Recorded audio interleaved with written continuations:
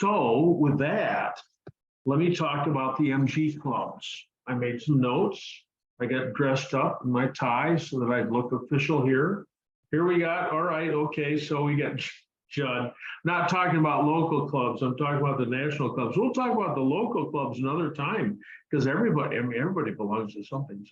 So in the United States, well, in the beginning, there's an MG car club, right? I mean, it's the Catholic Church of the whole MG organization. It was started by factory people. John Thornley started by factory people at the factory. Well, it started at the Magic Midget pub in 1929. And the MG car club has two different ways they keep track of people. One is through their registers. So there's an MGB register, and there's an MGF register, and there's a triple M register, and so forth. And they also have centers, so that if you have an MGB, you might meet someplace in Yorkshire. And so they've got centers throughout England, and they also have centers in the United States. Now, Dick Knudsen wrote the book, MG, the Sports Car America Loved First. There were no sports cars here. And servicemen began bringing MGs to the United States right after the Second World War and continued in through the 40s and the 50s.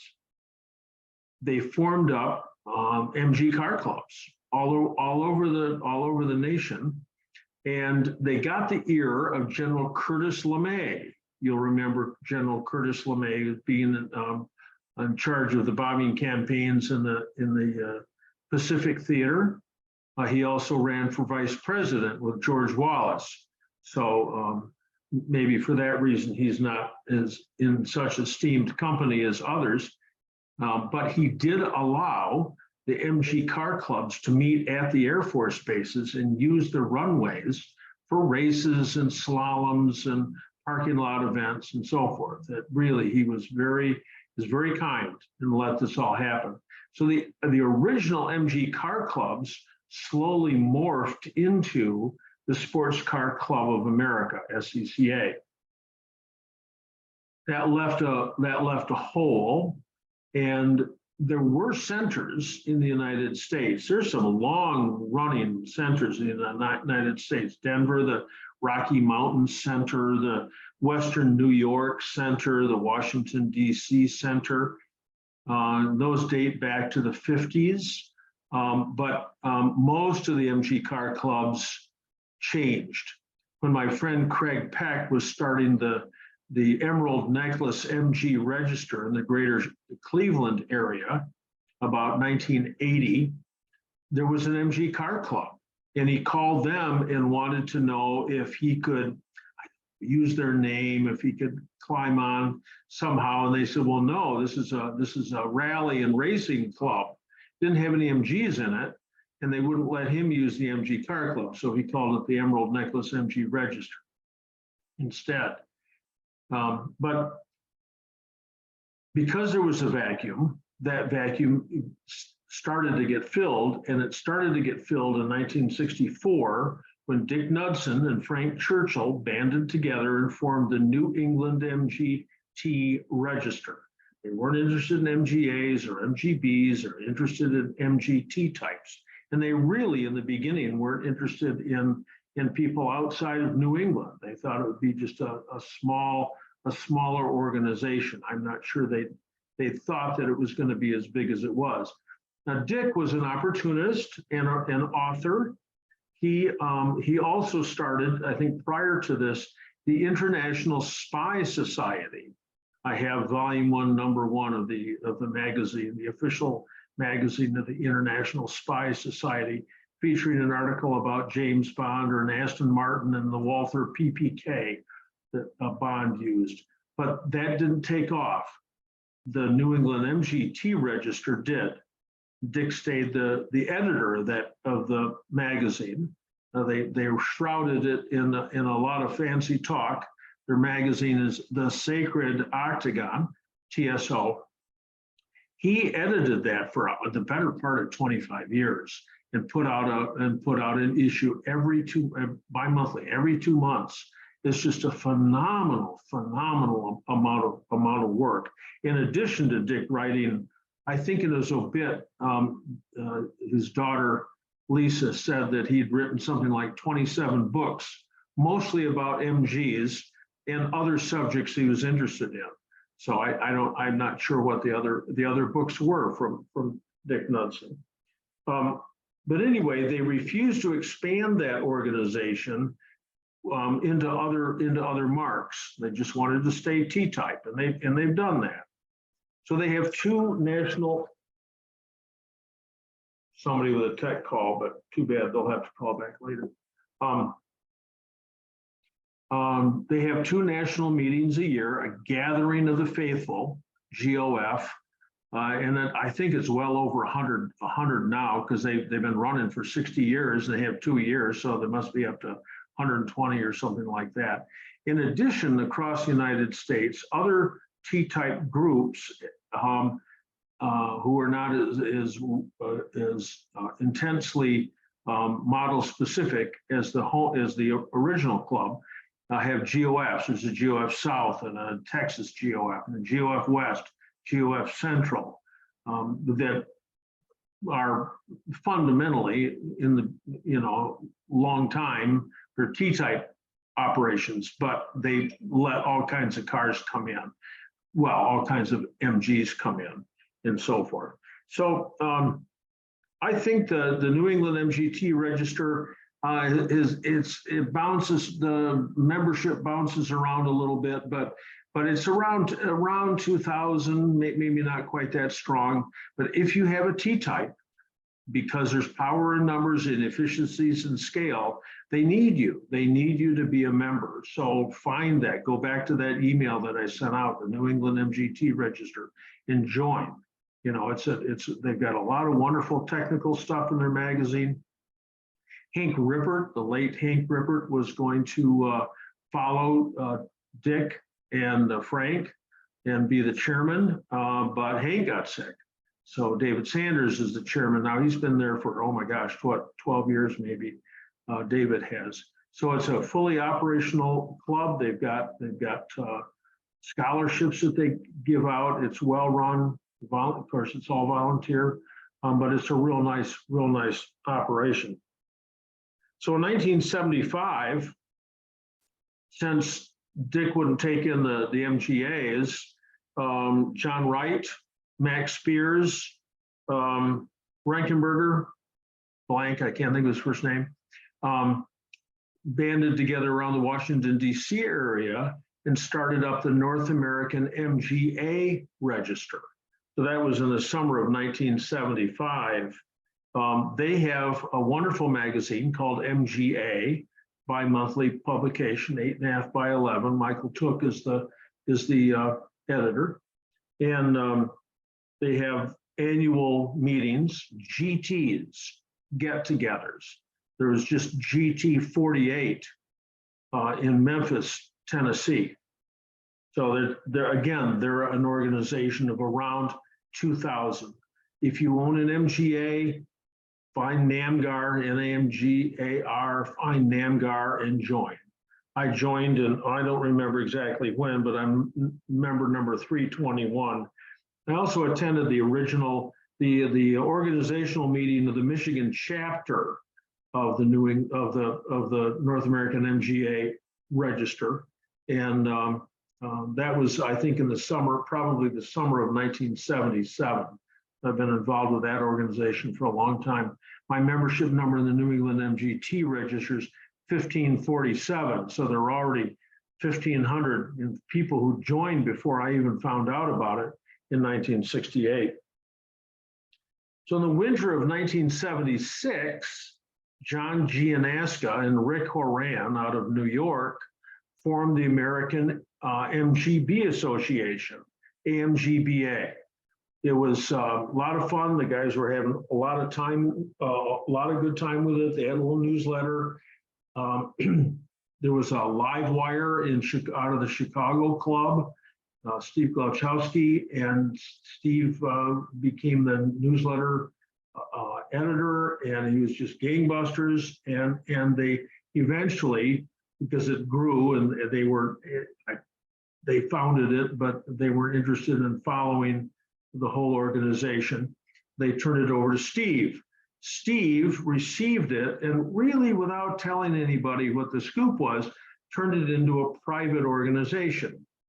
I have no problem, personally, I've got no problem with a private organization doing this stuff. There's a couple of them around, as long as they serve the MG community well. As it turned out, the AMGBA didn't. Now, Steve was out maybe in 1983, and Frank Ochel, Bruce Majors, and Margie Johnson continued it. They also ran another club for Firebirds, maybe, I can't remember.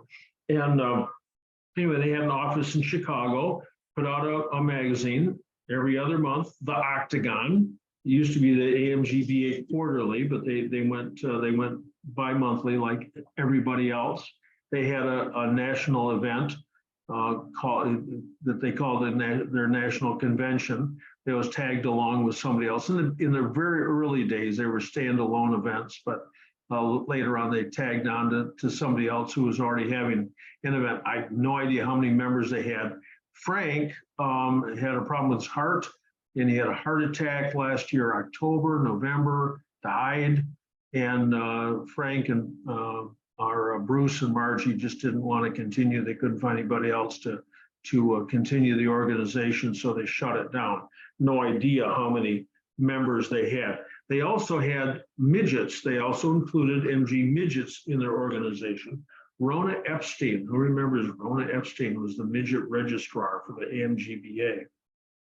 So I went to a lot of those, the annual conventions in Glens Falls, Atlanta, Chicago. I missed the one in Lake Tahoe. They were all over. And then there were mini cons, mini conventions.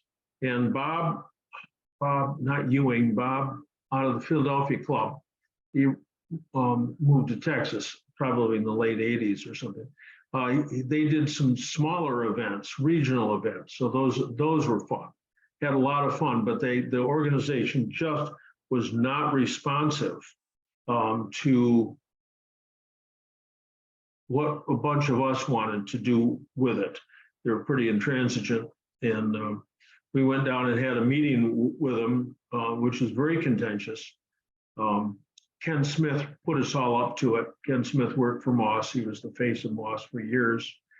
Ken was the rabble rouser. We were the rabble. We went down and had a meeting, and Frank Ochel started the meeting off. And he said, "I just want to make it perfectly clear." It says, "We're not changing anything." Well, that's a good way to start this off. We're all we wanted to make it better. Anyway, they were pretty nope. Don't want you people involved. In 1980, there's still other MGs out there. So in 1980, Tom Boscarino, a T-typer, who organized the Gathering of the Faithful at the Playboy Club in someplace in New York. That was a favorite by many. Boscarino started the American MGC Register. That was a private organization. He owned it. He owned the copy machine. He owned it, but he did a wonderful job, and he served the MGC community very, very well.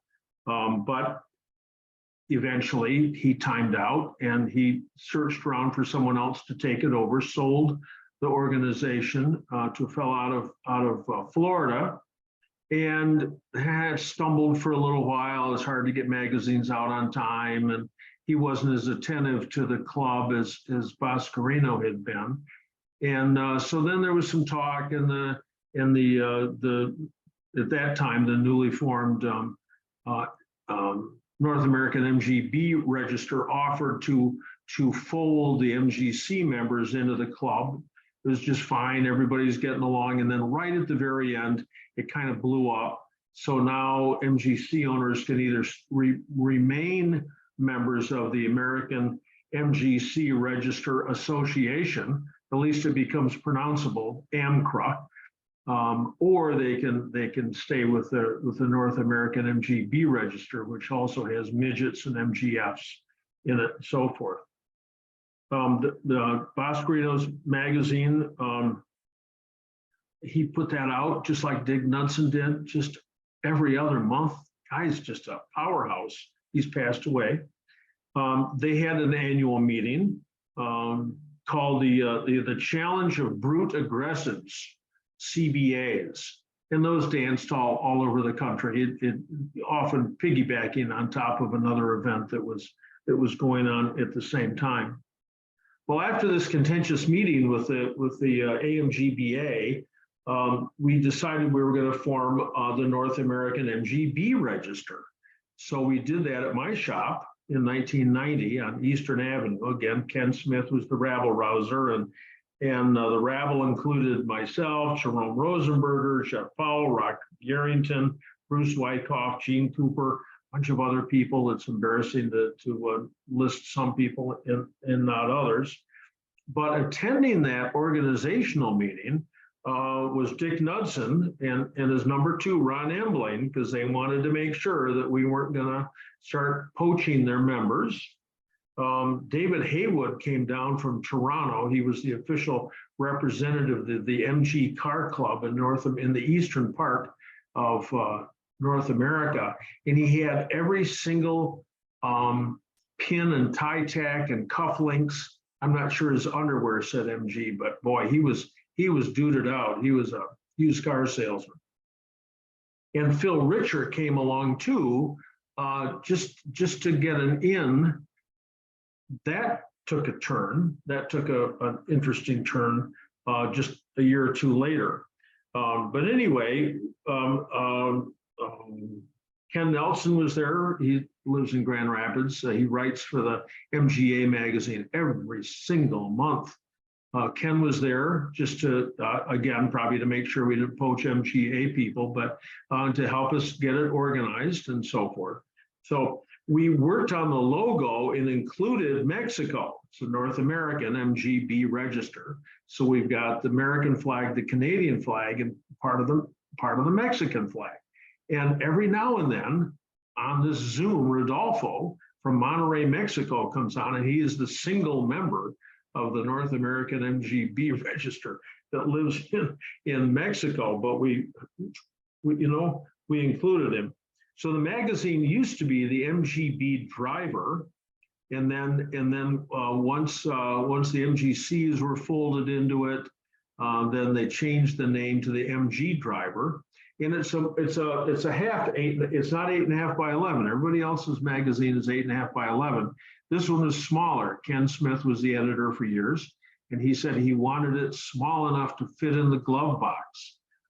So it's a undersized magazine. Comes out every 2 months. You got to hand it to these people who are editors. Oh my gosh! First 10 years or so of the organization, there were two treasurers right in a row that were not good treasurers, and so the organization had some trouble in the beginning. But now it's on the straight and narrow, and again, it's got around 2,000 members from across the United States. There's always a smattering of people that belong from other countries, and of course Canada, but that is the North American part of it. So they thank me for helping organize it. So I'm member number 1. They're 101. We made the membership numbers follow the MGB serial numbers, which all began at 101. There were pre-production models, 0098, stuff like that, but the number started at 101. So Phil Richer went back to England and reported back to Phil Corey, the MG Car Club, about what was going on with us, and they decided that they would come over and not support us, but begin campaigning for all the MG clubs in the United States to go under the umbrella of the MG Car Club. So Phil Richer comes over,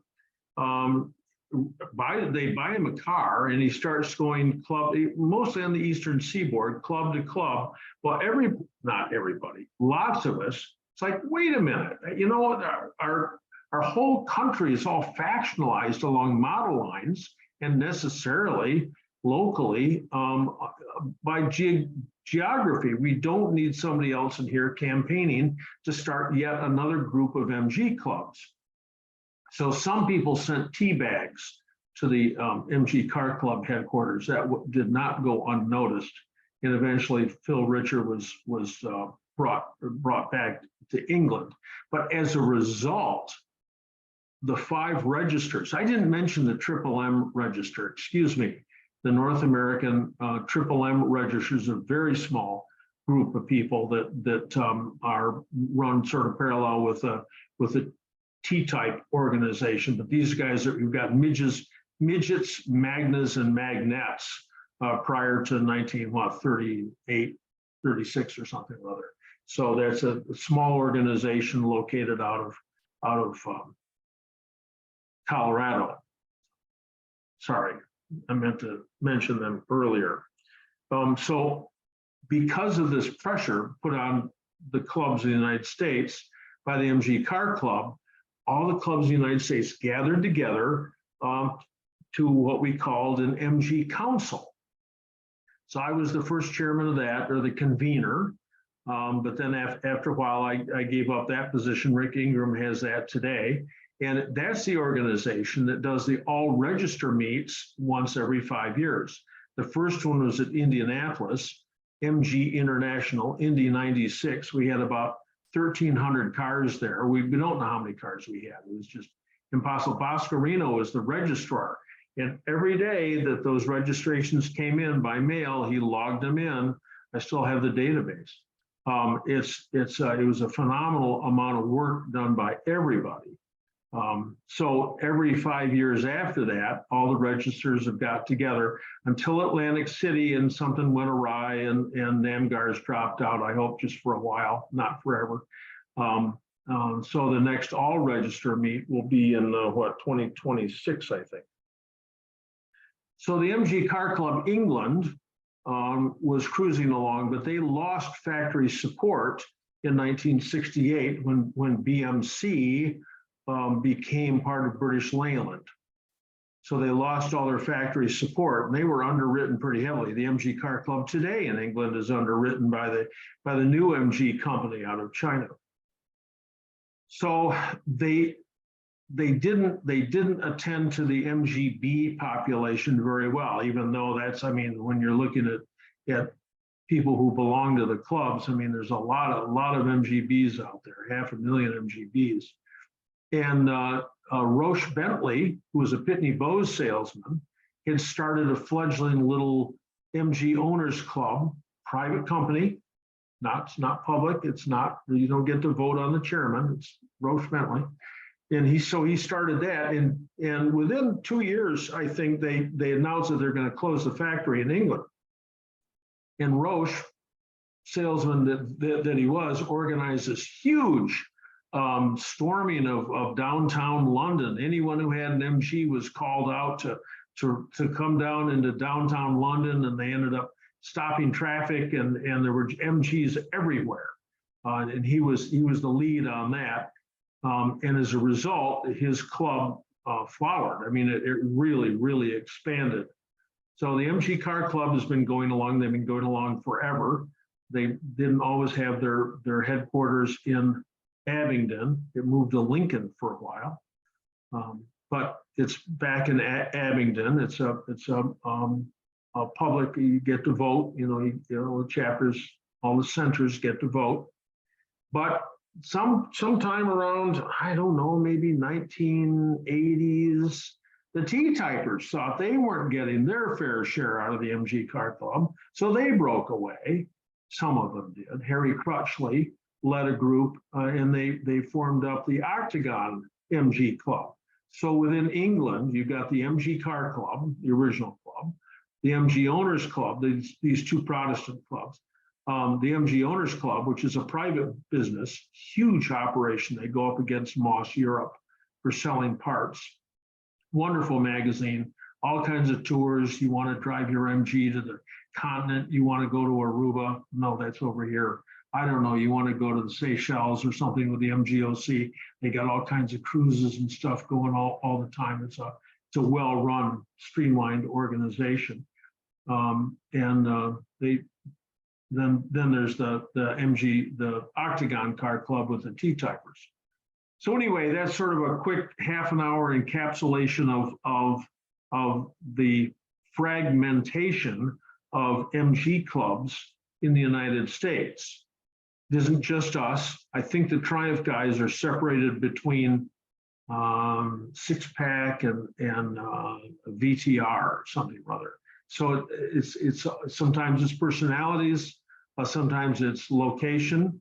Of course, all the clubs across the United States, chapters of these national organizations have regional organizations. There's a Michigan MGA club, the Rowdies, and the Michigan T-type club.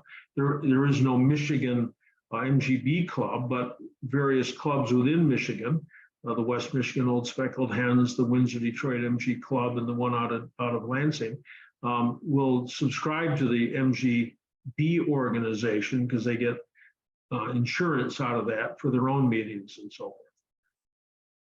Anyway, it's a fragmented group, but when it comes down to local stuff, your obligation as an owner is to join one of the national clubs and support them, write articles for them, and then your other obligation is to join your local club, whether it's the British Car Union or the Mad Dogs and Englishmen out of Kalamazoo. They aren't necessarily just MG. They can be JAG and the Bonds and Reliance and Triumphs even. So imagine. So anyway, it's you got to support your local group there. So anyway, I try to give MG Drivers Club. Yes, I forgot about that. The MG Drivers Club is either gone. I think it's gone quiet. Out of New Jersey, Miller. He started that up just after Indy 96. He was the vice chairman of the MGB register, and he was in line to become the next chairman of the B register. And instead, he got the warm fuzzies driving back to New Jersey after Indy 96 and started yet another club. But their newsletter is the Logbook, and that was about the only place where you could read about modern MGs. So the B register is their focus now includes modern MGs, because there's a lot of MGFs and even more modern stuff that people talk about in the magazine now. So anyway, if anyone's got any comments or wants to fill me in on something or ask a question about one of those national clubs, I'll do what I can to answer it. Otherwise, we're going to go into the chat section and answer questions about piston diameters and tire pressures.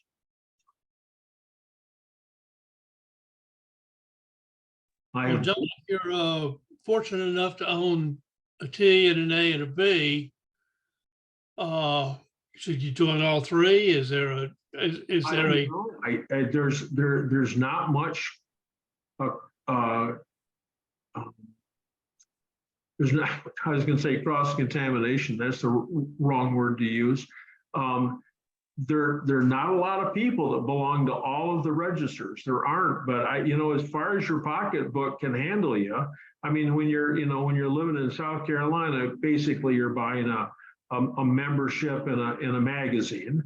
And most, help me out with the magazines are, notes from the chairman or notes from the treasurer. And it's like, or, when I bought my MG, I was driving home and the fuel pump quit. A lot of the stories are pretty much the same, but there's a lot of technical out there available in all those magazines. And a lot of them have. There's an outfit down here called Peachtree MG Register. And I don't know if it's an offshoot of New England. I'm a member of New England right now, but like you said, I don't get a heck of a lot out of it, except to have a little plaque go on the dashboard of my car, which is okay.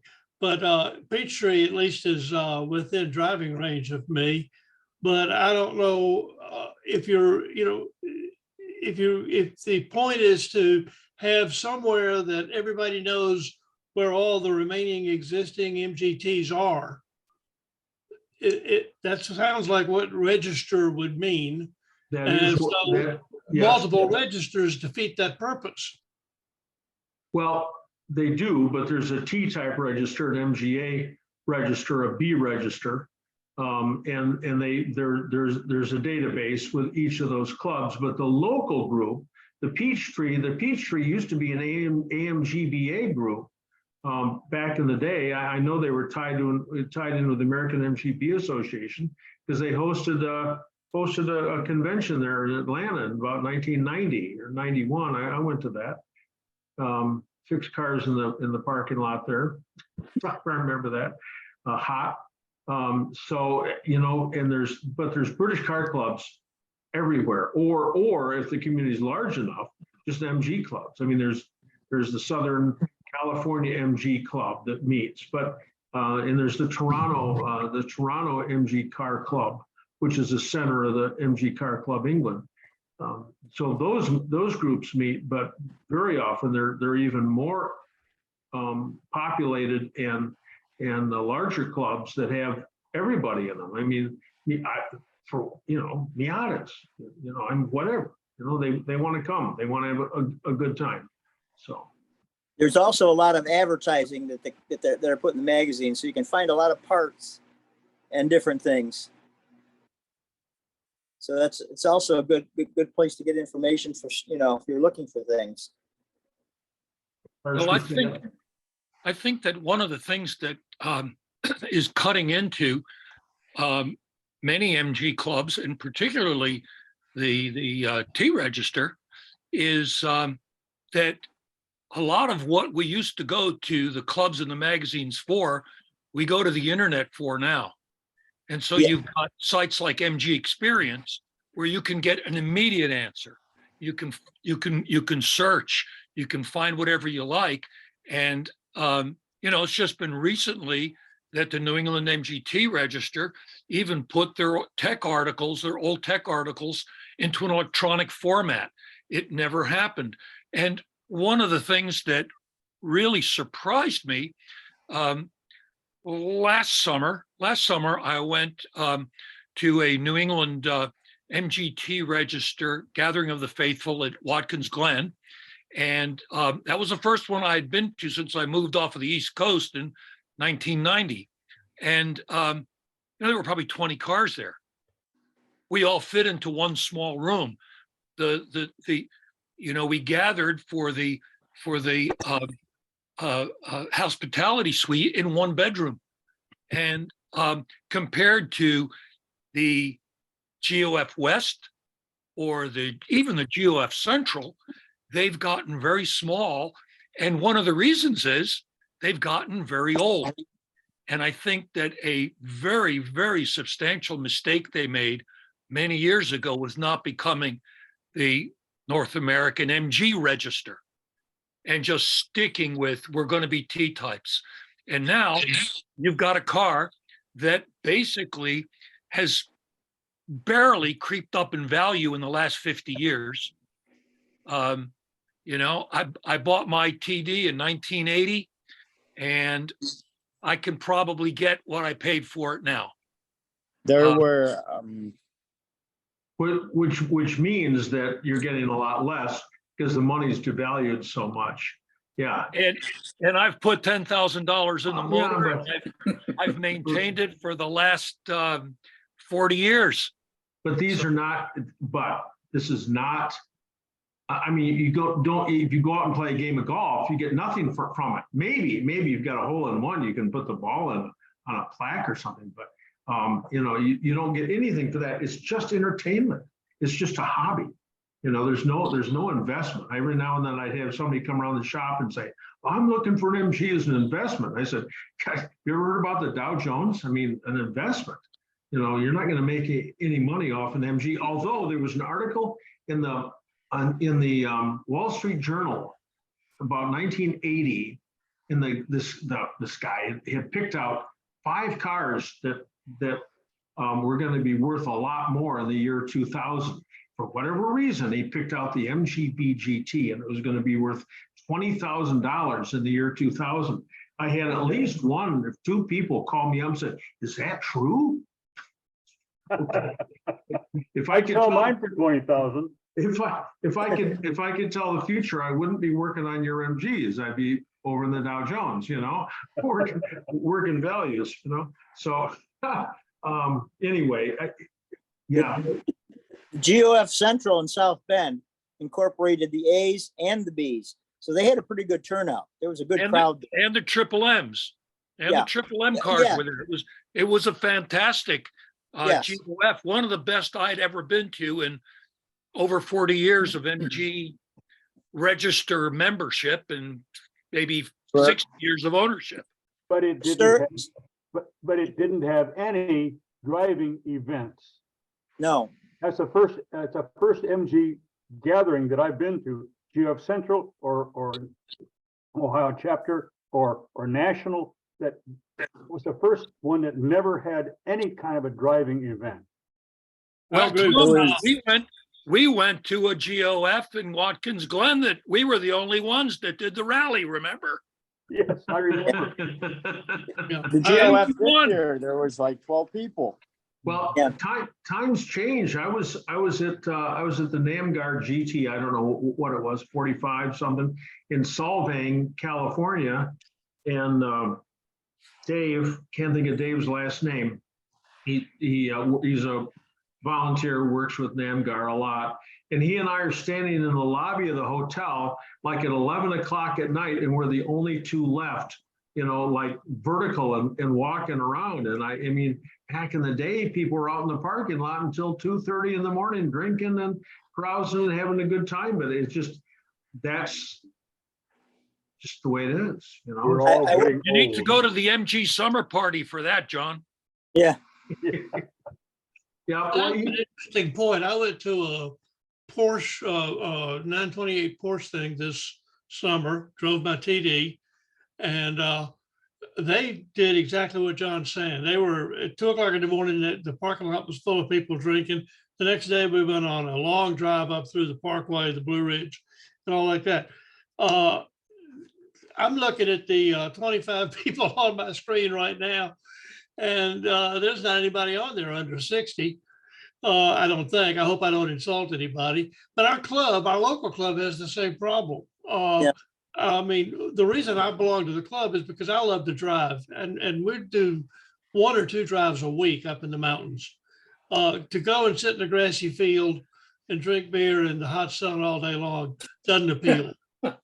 And yeah, everybody gets something different out of it. Some people like driving. Some people say, "Oh, I love to go and look at the cars." And it's like, well, looking at them's cool, but I like driving them. I was out on a test drive today doing 80, in a B. I like to drive fast. I don't like to drive in a group either, because somebody breaks down, they all just wait for me. So Your curse. I'm sorry about that. I travel solo when I go to stuff. How many red MGBs can anyone look at in one afternoon? hey, I've got 3 of them. Wait a minute. Paint one black. Is it more fun to go to a car show all afternoon or drive your car? Drive your car. Absolutely. In Ohio, we drive our MGs. It's both. Ohio's always been a real hotbed of MG activity, and I'd like to know a little bit more. I could do my doctoral thesis on this. That I think that Falvey, who was the 5-state distributor and had Ohio, I think, under their wing, whoever went out and developed the dealer network in Ohio was he was taking speed or something, because every single little town in Ohio had an MG dealer. Plus, Ohio was one of the last states settled before the planners got there first. You get to Michigan, and let me tell you, the roads are like this. It's absolutely straight. They don't follow ridge lines. They don't follow valleys. In Ohio, it's still, you know, winding around. It's a lot more fun to drive in Ohio than it is in Michigan. One question I Just have be for happy you you're guys- not in Florida. One question I have for you guys. How many of you are letting your grandkids drive these cars? I started out with my daughters when they were a year old, taking these shows. John knows them. At the GOF Central, my daughter's 23 now, driving the C since she was 16. Talked about how coming to the shows, passing out flyers, helping John with registrations, taught her to deal with adults. And she's a very good salesman now with Dell. Tom Metcalf had a display of cars at the GOF Central, and she gave a talk about growing up with MGs. If we don't get the kids in the cars, they're not going to want them. I agree I with mean, I've got- Tony. We make a point, you know, somebody's got a sticker that says sniff but don't touch or something Yes. like that. We take all those off, and particularly with the kids, they climb all over my cars. My cars are not Concours, my cars are daily drivers. And Yes. we get the kids in them. And I think that's super important. And maybe 1 out of 50 of those kids will actually develop love for the hobby. Yep. One of the- And one of the my cons- daughters learned to drive a stick at 16. When they were working for the Metro Parks, they were the only kids that could drive the trucks and stuff like that. One of the thoughts we have in Houston is to give a legacy membership to somebody that you would like to bring in you. So that basically nobody has to pay dues if you're under 35, if you're under 40. It's a way to bring in youthful. Obviously, Houston's hosting next year's NAMGAR. And we're hopeful as hell a lot of you guys are willing to come down to Houston, especially Katie. But I have been a big proponent. Give legacy memberships to anybody that is 35 and under. The hell with the dues. Just get them involved in the program. Yeah. Hey, I got one thing to ask, guys. When you're out there driving with your MGA, how many have you been approached by women saying how much they like your car? I'm talking about not only older women, I'm talking about teenagers too. Oh, now this is getting interesting, John. Hey, my wife was with me the other day when we stopped at the bank. We we're getting into it, and these 2 women come up there and they said, "Oh, your car is so gorgeous." And my wife just started laughing. The problem is our MGA is owned by my wife. She bought it. She bought it from Greg Purvis. You'll appreciate this. I have a little sign. I'm in the sign business. So we made one up. It's from one of the 1960 advertising slogans, or early 70s they have. And the slogan shows my car, and it reads, "You can do it in an MGB." Oh yeah. I mean, it's a sexy couple, and it clearly is an advertising right out of the magazine. You can do it in an MGB. That got a lot more distance than the MGA ad that said grips like a limpet.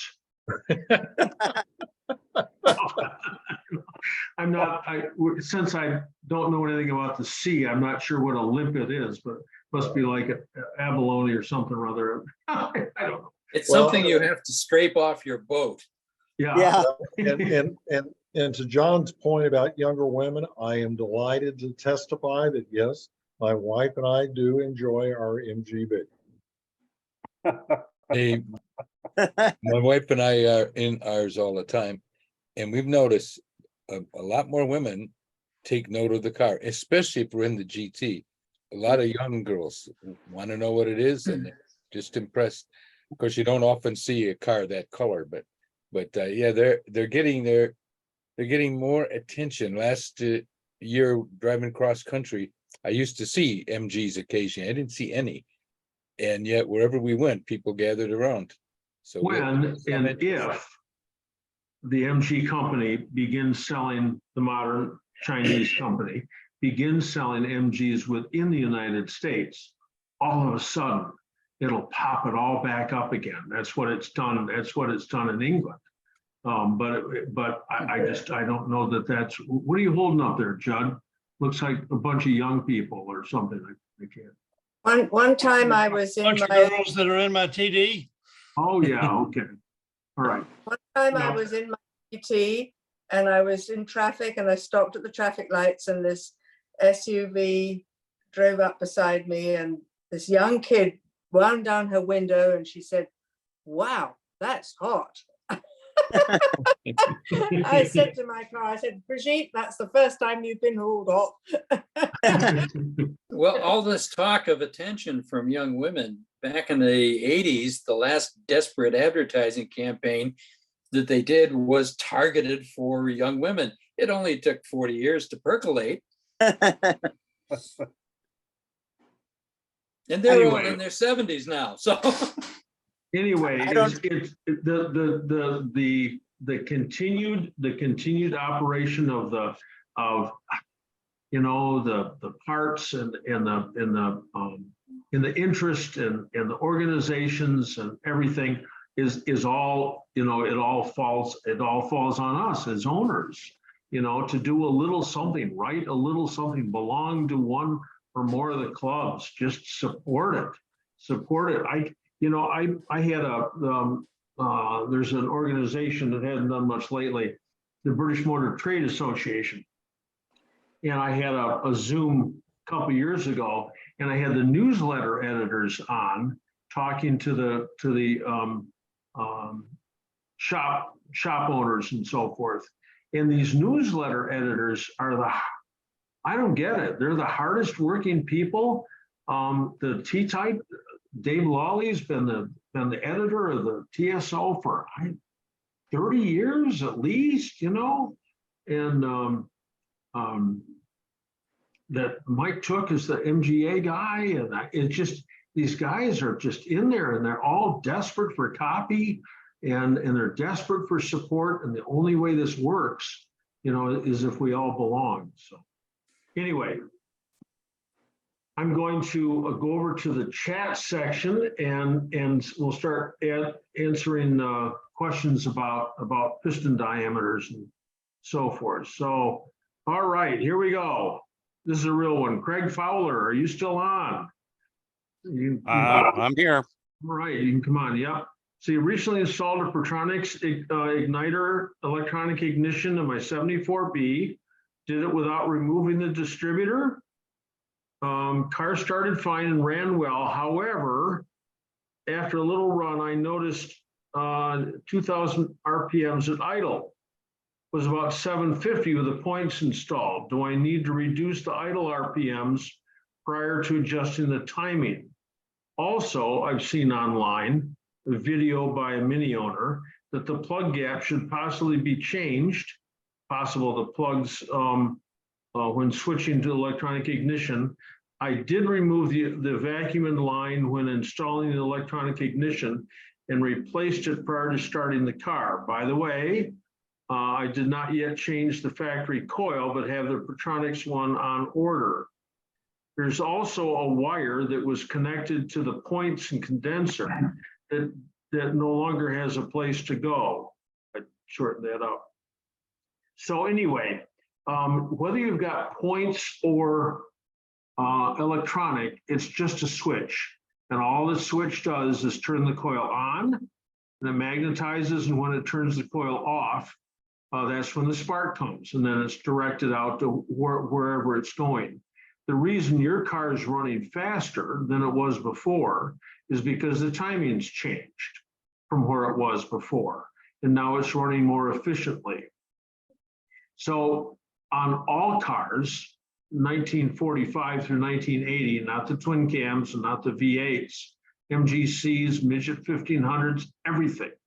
The timing should be 32 degrees before top dead center at full mechanical advance. That's up around 4,000 RPM. You've got a dial back timing light, you're going at it, you're watching the timing mark, you rev it up, the timing mark keeps moving.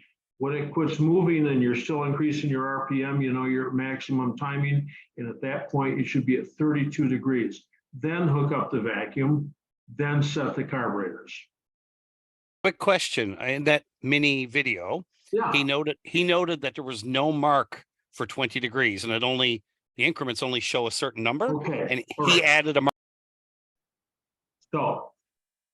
So you either have to use a dial back timing light. There's a wheel on the back or numbers you can punch into 32, and it changes when the spark comes. So it looks like if you got the timing light set at 32, that you're on top dead center. That's what it looks like. Now, if you don't have a dial back timing light and you got a 72 through 80 MGB, you got 20 degrees of timing marks already on your front cover, but not 32. So you roll the engine over until you're at 12 degrees before top dead center, just by pushing the car or grabbing the fan belt or something or other, turning the fan, something or other, and get it so that it's 12 degrees before top dead center. Put a new mark on the front pulley, which is opposite the 0 mark on the cover, which is the last mark in a clockwise direction. The mark up at 11 o'clock. And now when you time it with a real timing light, it flashes when the spark comes, not a dial back light. Then you line that that 12 degree mark up with a 20 degree mark, because 12 plus 20 equals 32. But prior to 72, you can't do that. You got to have a dial back light, especially with electronic ignition. With points, you can sometimes set, well, you can always set them static. But the best way is dynamic, and that's a dial back light. And you can, Harbor Freight's probably got some cheesy ones. You can find them at Napa with about that much dust on them. Kid selling it to you has no idea what it is or why you'd want to use it, but he'll sell it to you. Anyway, then you can go ahead and get the timing correct. I'd set the plugs at 35 thousandths. I like that. They foul out a lot less at 35 thousandths than at 25. The extra wire, the white with black wire that used to go to the distributor, go to the points, just fold that back against itself. Don't cut it off. Just fold it back against itself, zip tie it up.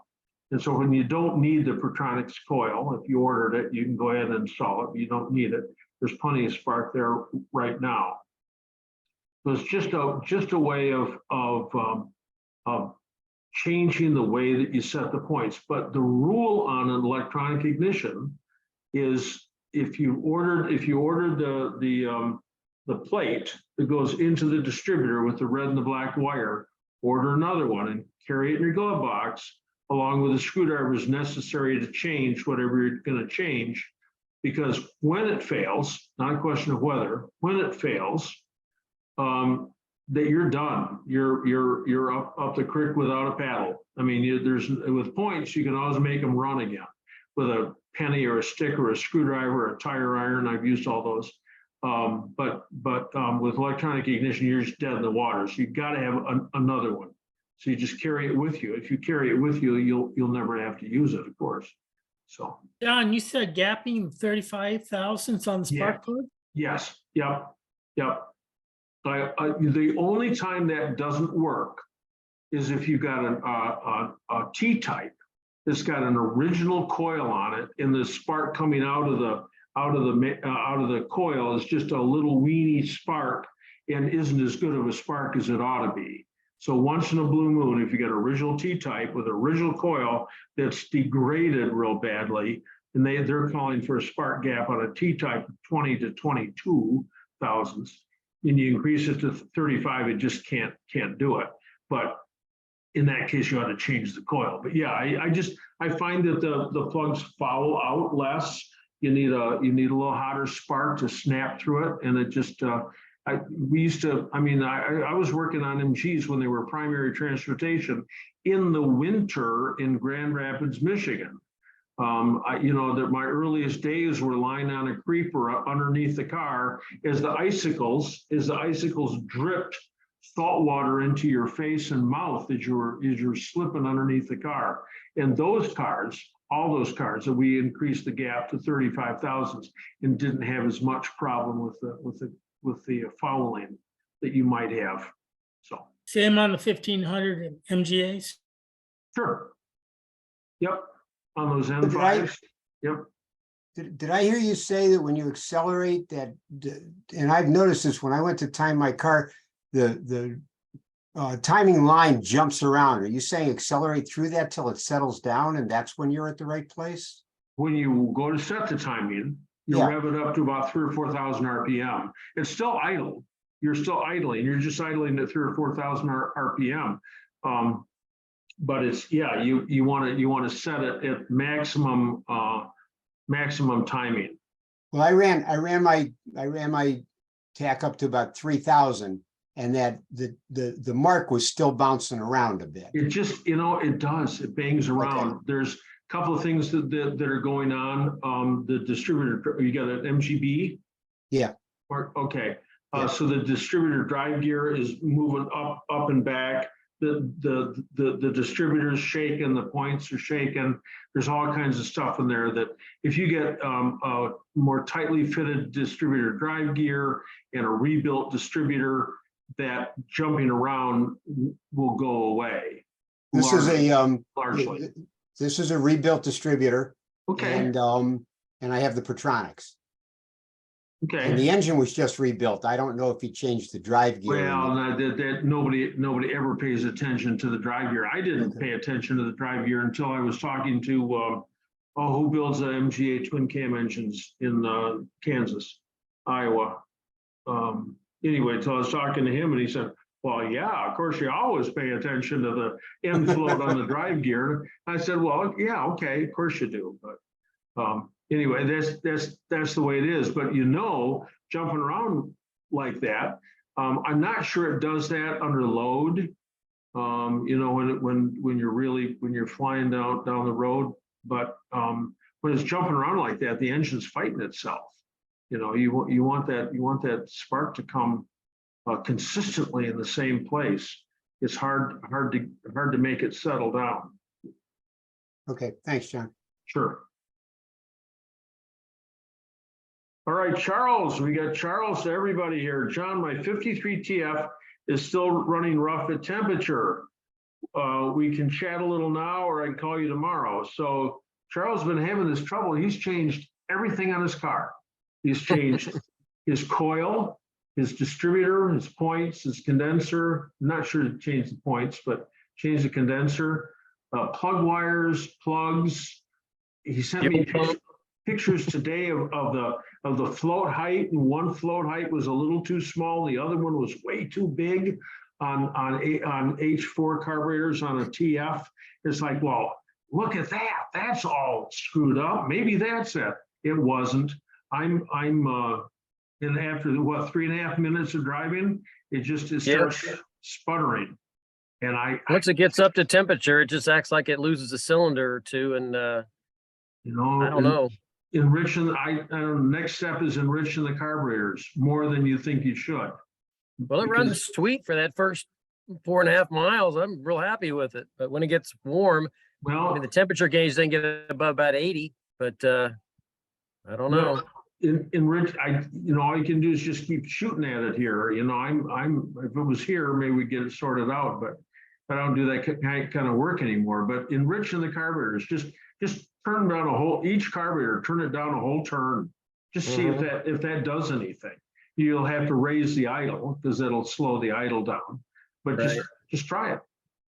Are we limited? Could it be an internal engine problem, piston rings, or compression is low but not too low? I don't think so. Your compression was relatively consistent all around 130, wasn't it?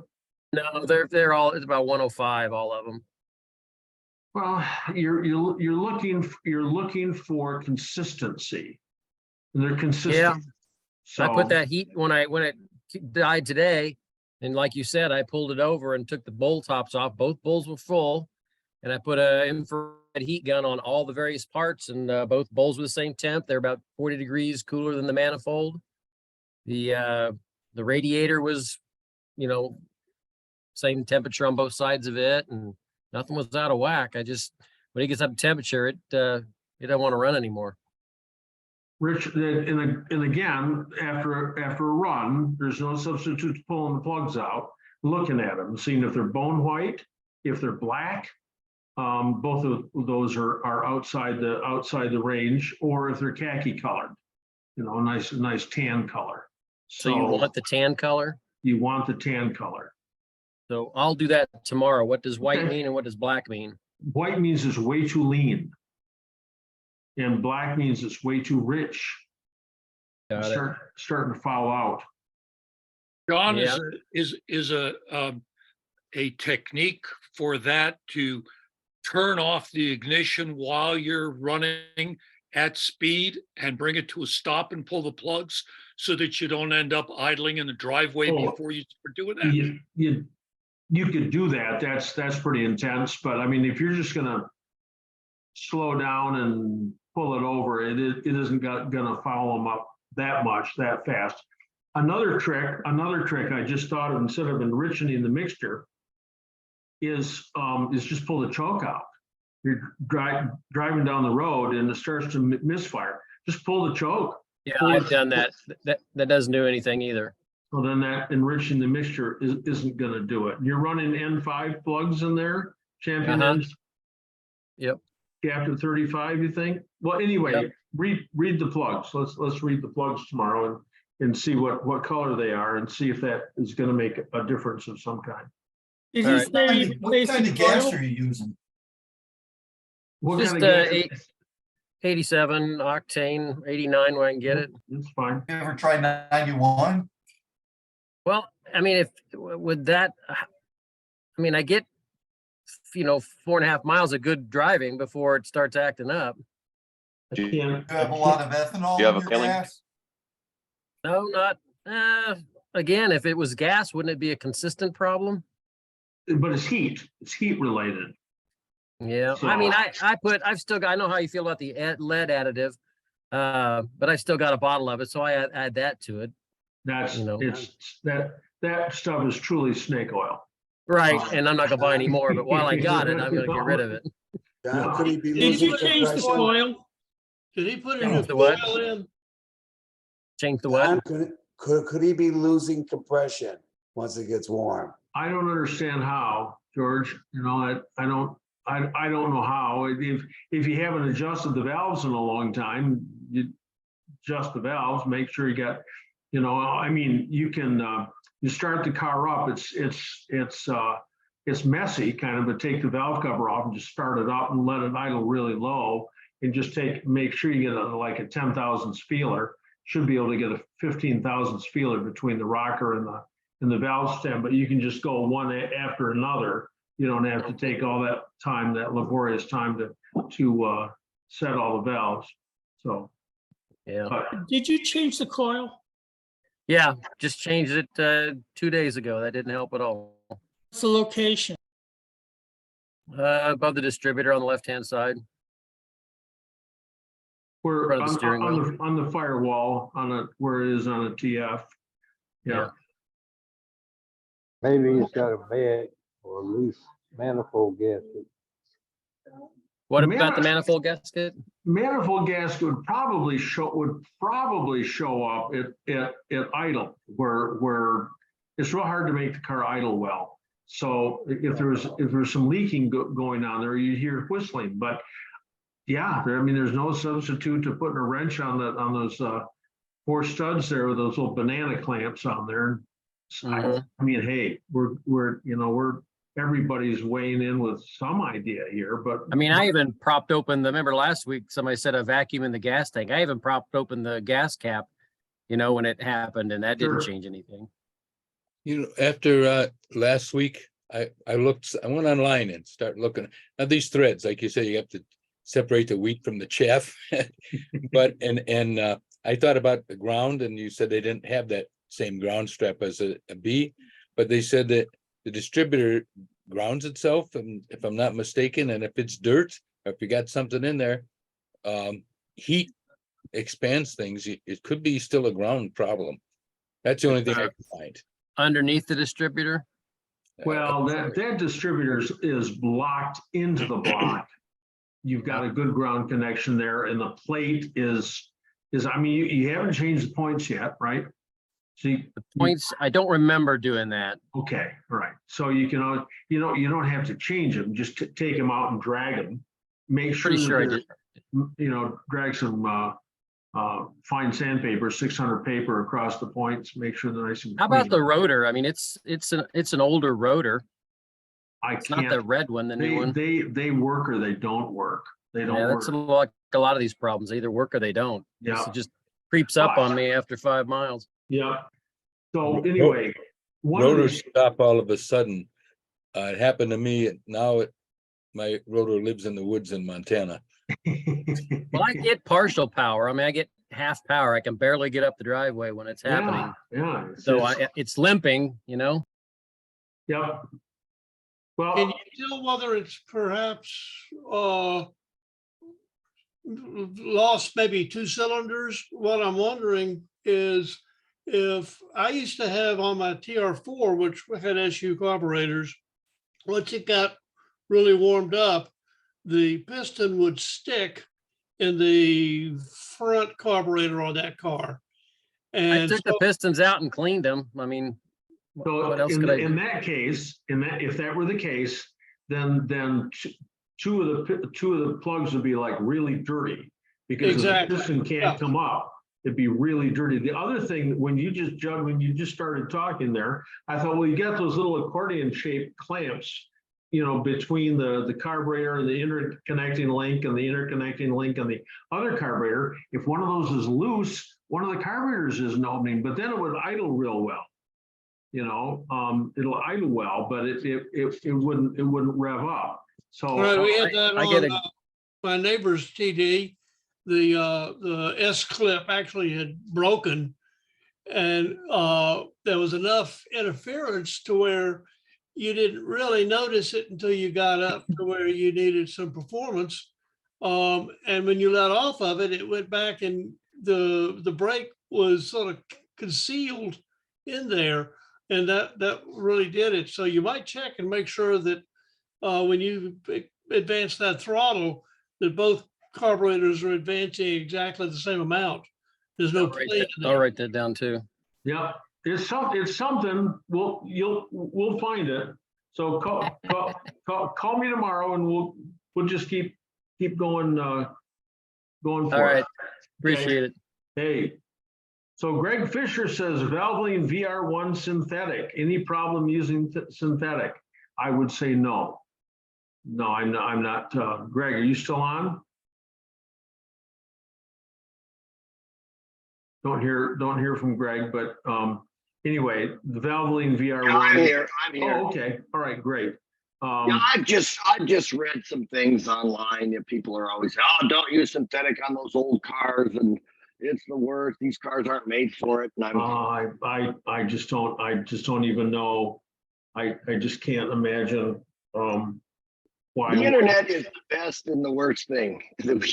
Yeah. That's really what it comes down to. That's what Bob said. Earlier. You got to separate the wheat from the chaff, and that's the nice way of saying it. Where are you calling from, Greg?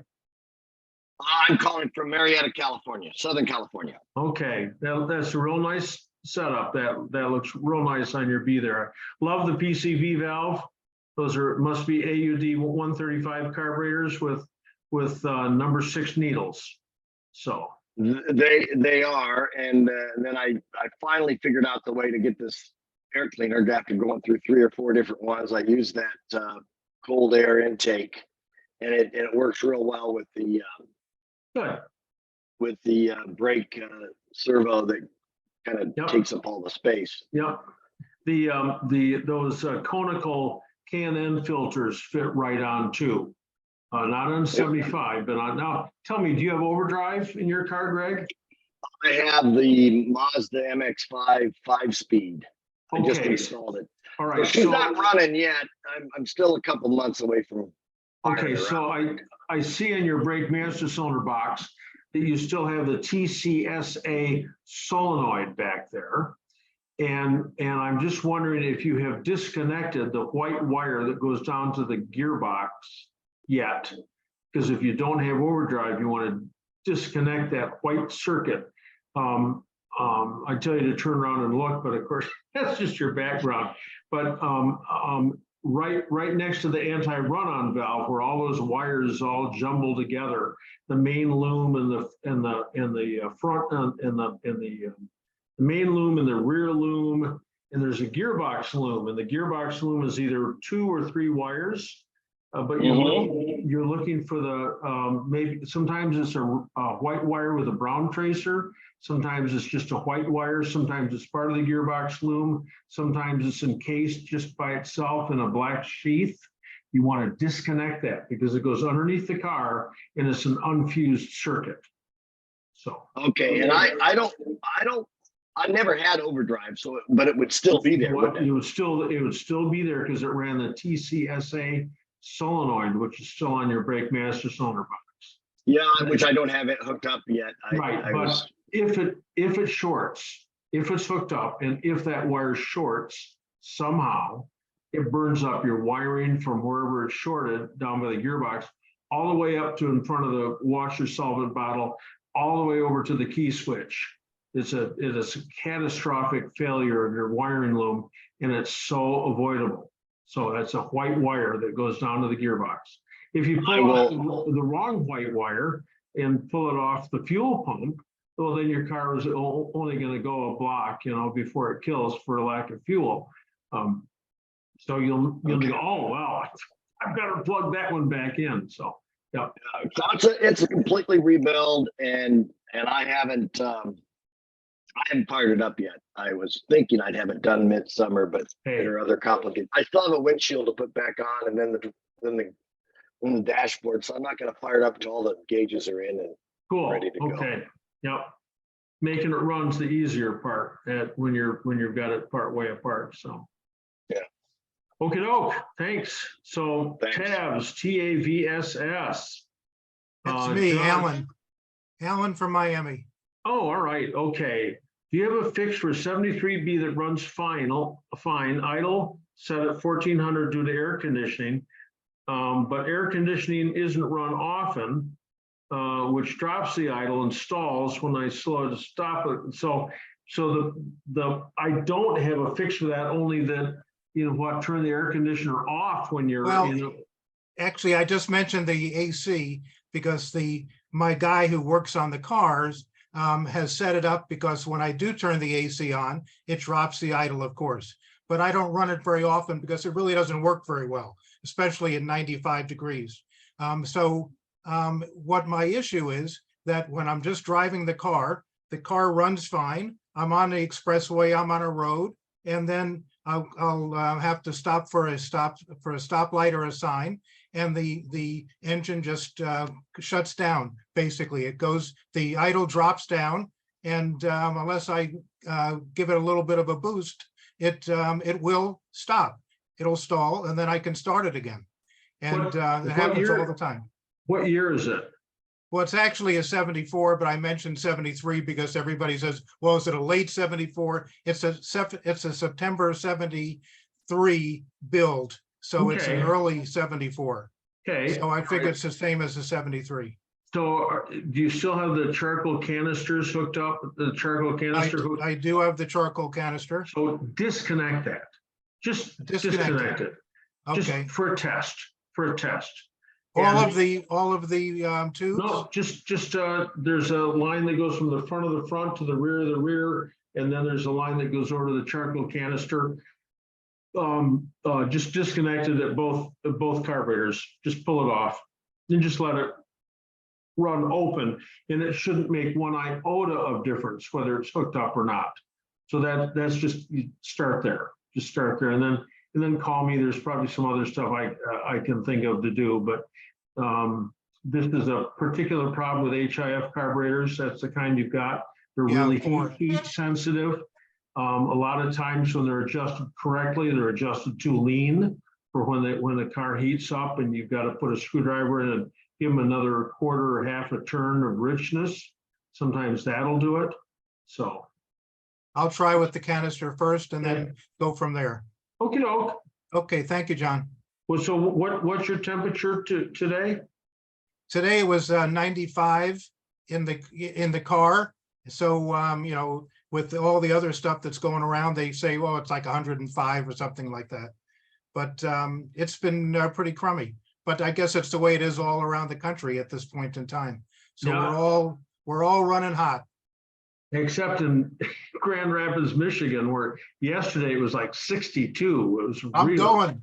it's really chilly. And everything's green. It's really, and there are no crocodiles. Hey, it's nice. It's nice here. So anyway. Well, terrific. Thank you, John. Okay, hey, you're welcome. Paul M. to everybody with a 53 TD. Paul, are you on? I'm here. Okay, so you get a 53 TD radiator, and there is no pressure in the radiator. It's open to the atmosphere. So there's no radiator cap. It's just open. The only reason that the later cars started putting a pressure on the cooling system was to raise the boiling point so it wouldn't boil over. But if you run antifreeze and water, this is going to push your boiling point from like 212 up to about, I don't know, pushing 225 or something. That's pretty hot, and those things cool pretty well. So do you have any particular problem with it, or are you just asking about it? I'm just asking. I'm putting the thing together. I bought it totally disassembled, a stalled restoration, and I know nothing about it. I did an A, and now I'm doing this one. Okay. So I'm learning as I go. It's a massive radiator. It cools very, very well. And almost never do you have a problem with any kind of overheating. So Sounds good. It'll be just fine. Where are you calling from? Ridgeway, Pennsylvania, north central Pennsylvania. Okay, all right. Got to come down to Altoona. There's that show coming up in Altoona in 3 weeks from right now. So I have it on my calendar. okay, all right. Gives you a goal to bear down and get the car all done. Well, maybe by next year. So Yeah, if I come, I'll come in the MGA. okay, all right. Okay, Brian, we're going to talk about bleeding an MGB clutch. Absolutely, this is a good one. So Brian, are you still on? I'm here. You've been dutifully waited. All right. So MGB clutch. Well, what did you change? Okay, I right from the firewall, new master, new hose, new slave. I got it bled fine. I got all kinds of pedal. Okay. But this is a curiosity thing. All right. I mean, there's a million opinions on how to do this. What do you do?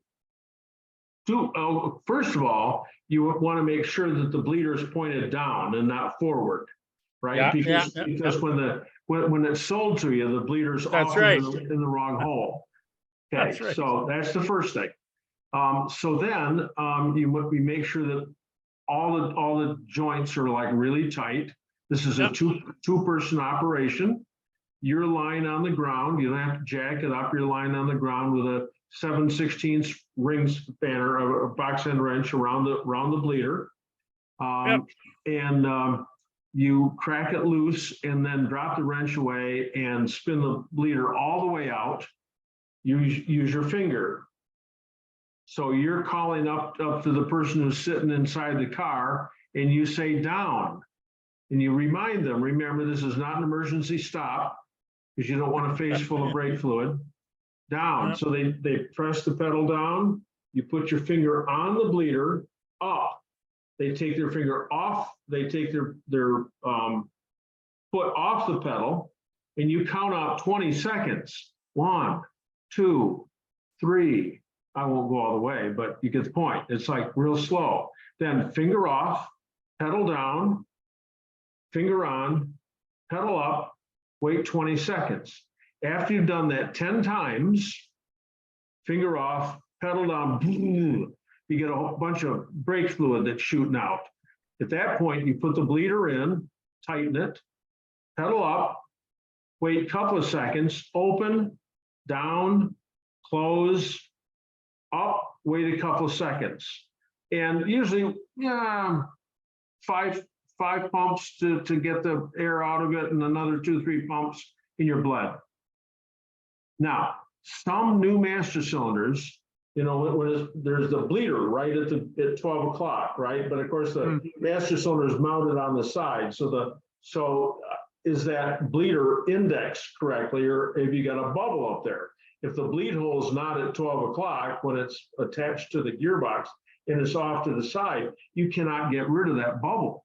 Can't do it. So the last thing you do, and of course the person pumping every now and then, every 3 or 4 times, has to get out and pour more brake fluid in and spill it on your nice new firewall so it eats the paint up.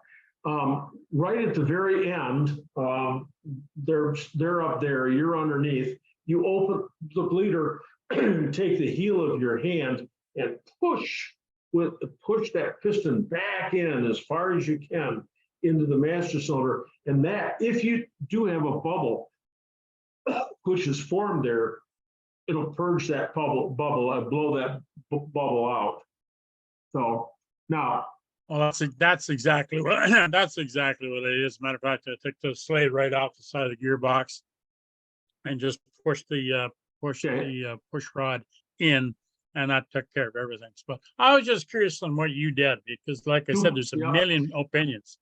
So some people bleed with a tube, a clear tube into a vessel, into a glass bottle. You've already put some brake fluid in, and boy, you can tell, because after you've bled it 8 times, it should be completely free of air. And if every time you push it down, there's more bubbles going through there, you know you've got a leak. And that might be in the back of the master cylinder. It might be between the pipe and the hose and the slave. I mean, there's a lot of places. So anyway, 2-person. Oh, that's good. No, a bunch of years ago, I wasted money on a Mighty Vac, but I mean, I could never get one of those to work properly. But yeah, no, I got it. It's fine. I just wonder what you did. Yep, that's what I do. Two people. Where are you calling from, Brian? I'm about an hour west of Toronto. Okay, London? Well, in between Toronto and London. Cambridge.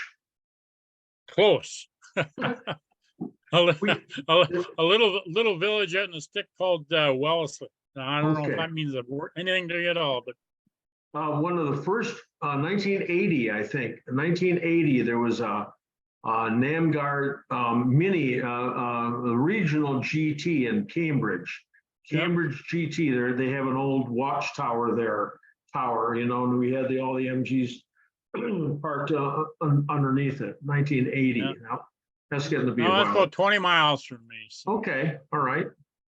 Well, thanks for your time. Hey, thank you. Oh, Marty Bradley is coming here, and she's got the summer party registration, because maybe I didn't say enough about it, but in the summer party information. So if you're thinking about coming, please, you know, register for the summer party so we can get our counts correctly. So Henry Lefevre has come in here. Great rolling tech session at MG 2023 in Calgary. A big thank you. So Henry, thank you very much for being there. My best one, I don't remember anybody else's, but I do remember the guy with a like a Harvest Gold 73, 74, and he'd had his air pump on, everything. The guy, you know, for 43 years, he said, all this stuff's been on the car, it's been working okay. And he gets to Calgary and goes to the local MG place. And the guy goes, oh, no, I can't believe you got all that junk on there. Let's tear it all off. It's like, no, not all of it. Some of it, yes, not all of it.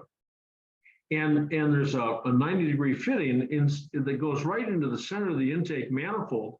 And he put a rubber plug in there. It's like, no, dude, you tap it, quarter NPT, and put a pipe plug in there so it can't leak.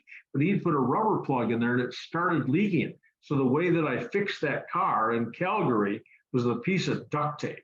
I actually used duct tape to make the car, and it run. After that, it ran great because it didn't have this massive fresh air leak into the intake manifold. So, Mr. Neary, I learned this weekend that a lawnmower throttle cable does a great job when it comes to fixing the MG cable heater control. Okay, it is just a stiff wire, it's just a spring wire. It just fit the wire cable through the existing metal sheath under the dash. So, Mr. Neary, are you still on? Yeah, I'm right here. Okay, yeah, that's great. So yours broke off at the end or it went to the heater control valve, or? Yeah, it had snapped in like the last 4 inches. And so I started looking around and I realized it's just a throttle cable. So going to one of the box stores I bought for like $6, a whole throttle thing, just yanked out the cord. And the beauty was I didn't have to take out the whole sheath. I could leave the metal part behind. And then just fish the wire through. But it's like you say, it's great for pulling. It really sucks for pushing. So you never really get the thing to a full open. But it never sees winter anyway. So that was more of a fix just because it bothered me because it was broken. Not that it would ever get used. Or I'll turn it on just to drain some of the excess heat off the engine because my engine always runs up into the hot. But haven't figured that out yet. What year do you have? 73. And when was the last time you changed the temperature sensor in the cylinder head? Never. Okay, well, those can and do go bad. Okay. So I'm just proposing perhaps your car isn't overheating. It's just indicating that it's overheating. So I've put a thermometer at the location where the thermostat is. Okay, inside. What should that be reading? What's a safe temperature range? 190. Okay, because I'm getting up to 200 easy. Is that a little hot? It's a little hot, but not much. That's just on the high side of N, just on the high side of the N for normal. Okay. So the problem with those sensors that thread into the cylinder head, the 5/8 18 thread that fit in there, is that they're not made correctly. And a lot of the new ones read too high. That's why I asked you if you had a new one in there, because if you do, they often read too high. So I'm done. But as long as it's not. Yeah, he's still giving up. Here, this is why I have to have this mute all button. So I'm going to use the mute all button, but come on back to me, Neary. And So where do I find that that sensor? Where does that connect? Well, you can buy them from Moss. You can buy them from Northwest. No, I'm sorry. Into the engine. Where does it go into the engine? Right underneath, right above the alternator. Right above the alternator on the right hand side, just below into the forward side of the #1 spark plug, right underneath the thermostat. Okay. That's where the temperature is read. But as long as your car is not overheating while you're driving it, what does that even mean? It means boiling. As long as it's not boiling and spitting out coolant while you're driving, you're okay. If it does a little bit. Well, if it's over full, it'll spit it out and then it'll stabilize. If every time you bring the car back to your house, you pour in a cup of antifreeze, every time you turn it off, it's going to barf that same cup out, because when the engine shuts off, you've got all that latent heat that goes into the radiator and expands the fluid. So anyway. Thank you for the hint about that heater. And where are you from? I'm from basically Rockford, Illinois area. Oh yeah, okay, all right. You got they got a little MG shop there. Used to be worked for the fire department. He was an investigator. Lynn Pond and Lynn Pond, Lynn, those guys there. Lynn and Ron. Yeah. So, I stopped there at their shop one time. Nice little gentleman shop, Yeah. Yeah. Okay. Thanks. All right, so Marty's also come on here and said that there is a new differential maintenance, how to change those shims. That's the after last week, somebody said, well, why don't you make another video? So it's my first new video in almost 2 years. And Marty's also got a note on here about that book, MG, The Sports Car America Love First by Richard L. Knudsen, 1975. That was his first big book out. So hello everyone. There were only 12 this year. What does that mean? Walker Eaton. Hello everybody. There were only 12 this year. 12 what? We're waiting for Mr. Eaton to explain what he means, but I'm not sure what that is. And Marty's got a lot more links in here. David Vasily found your intro comments about Curtis LeMay promoting car club culture very cogent. I retired from the Air Force in '96 in Bellevue, Nebraska, where General LeMay's creation of the Strategic Air Command was born, with its implication on national defense. Yet his love of motorsports allowed for a diversion for many with Saturday morning races on the runway, subject to great folklore in these parts. Yes. Hey, that's good. David, are you still on? I am. Okay. And, you know, what we have as a legacy here at Offutt Air Force Base is a wonderful auto hobby shop with lifts and a never-ending supply of tools.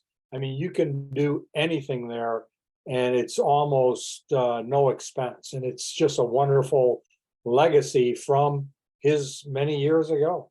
Hey, very nice. You're a 25-year veteran. You're retired? I retired in '96 after 26 years. So and you I can was in the you got Strategic Air Command most of the time. you got a pass. You can go on a base yet and you use those facilities or?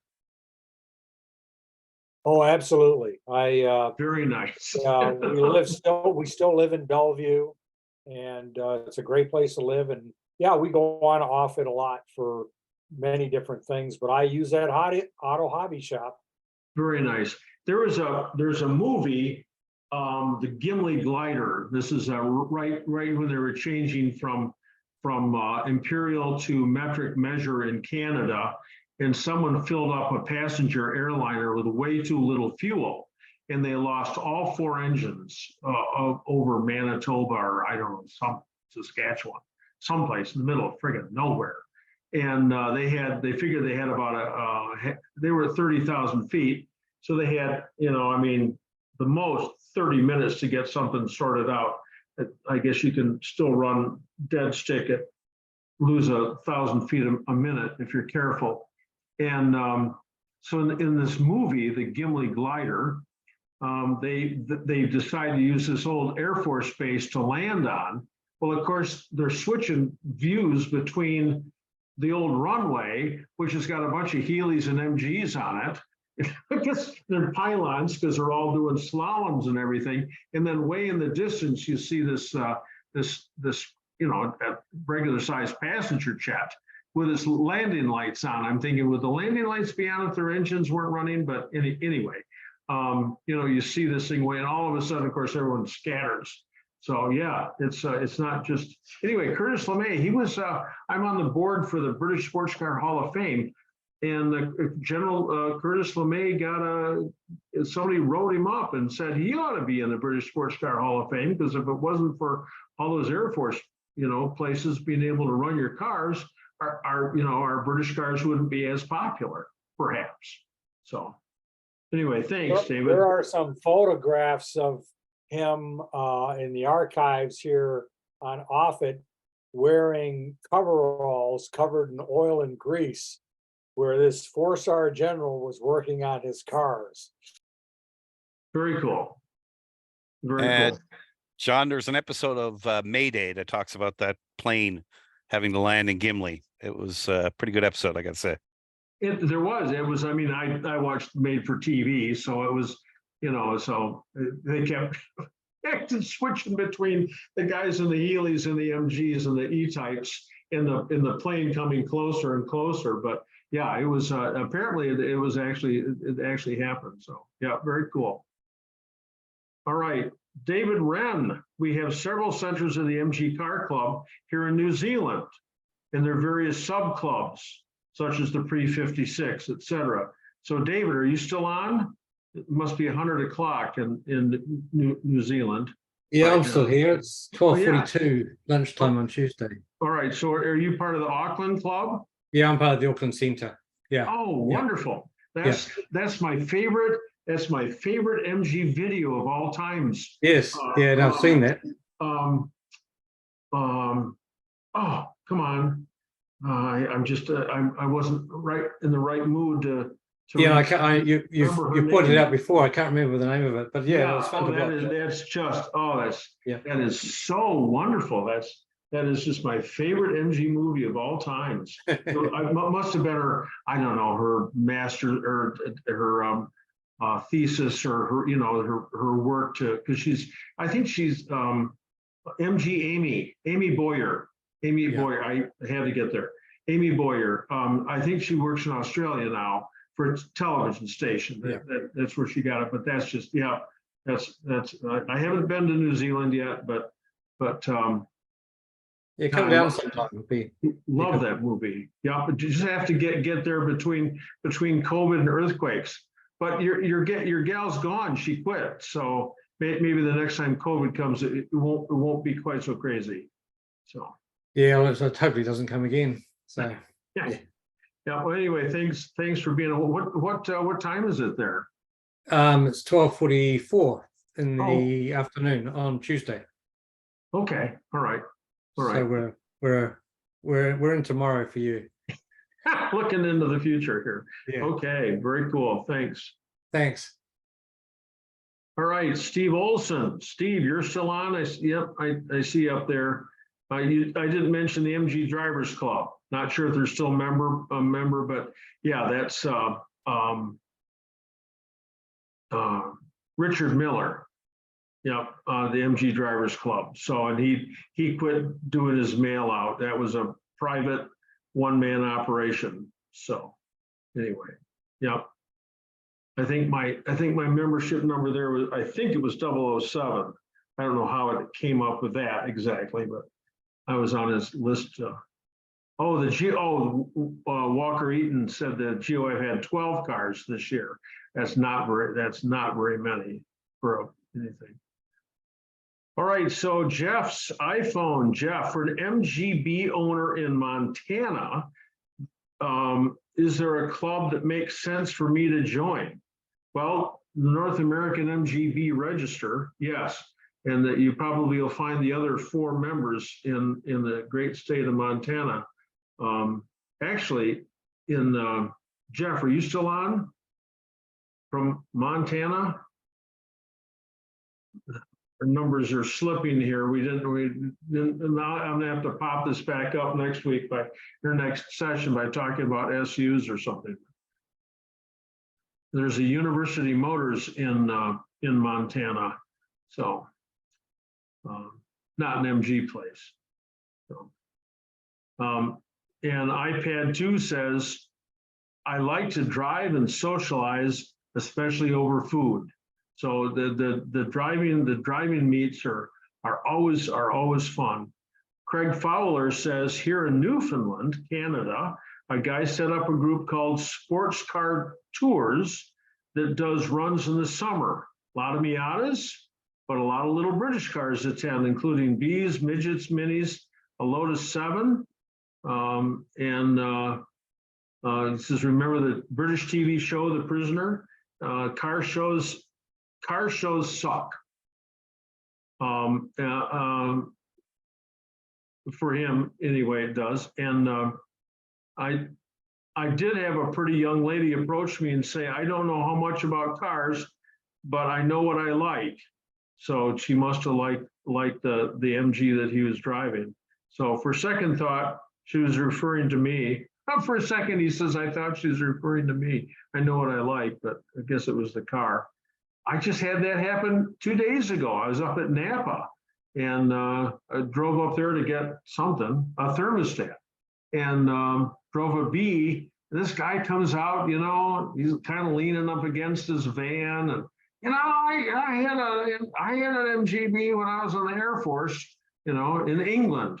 So yeah, just I said, oh, upper Haywood, not Haywood, upper Sapie. He goes, no, and he said someplace over Upper Hayford, excuse me. He was over in Suffolk, just south of the Broads there someplace. There used to be a lot of runways over there because they take off from there to go bomb Germany. So Steve Olson, I don't know how many little kids sat in our Midget at Calgary to get their picture taken, but it was a bunch. Winding up the windows was their favorite thing, even more than the horn. That's pretty good. I didn't notice that. What were you driving up there, Steve? You have to unmute yourself, press the space bar or something. You're still muted. I was driving the Midget. Okay. Very cool. Very cool. Yeah, very nice. Yeah.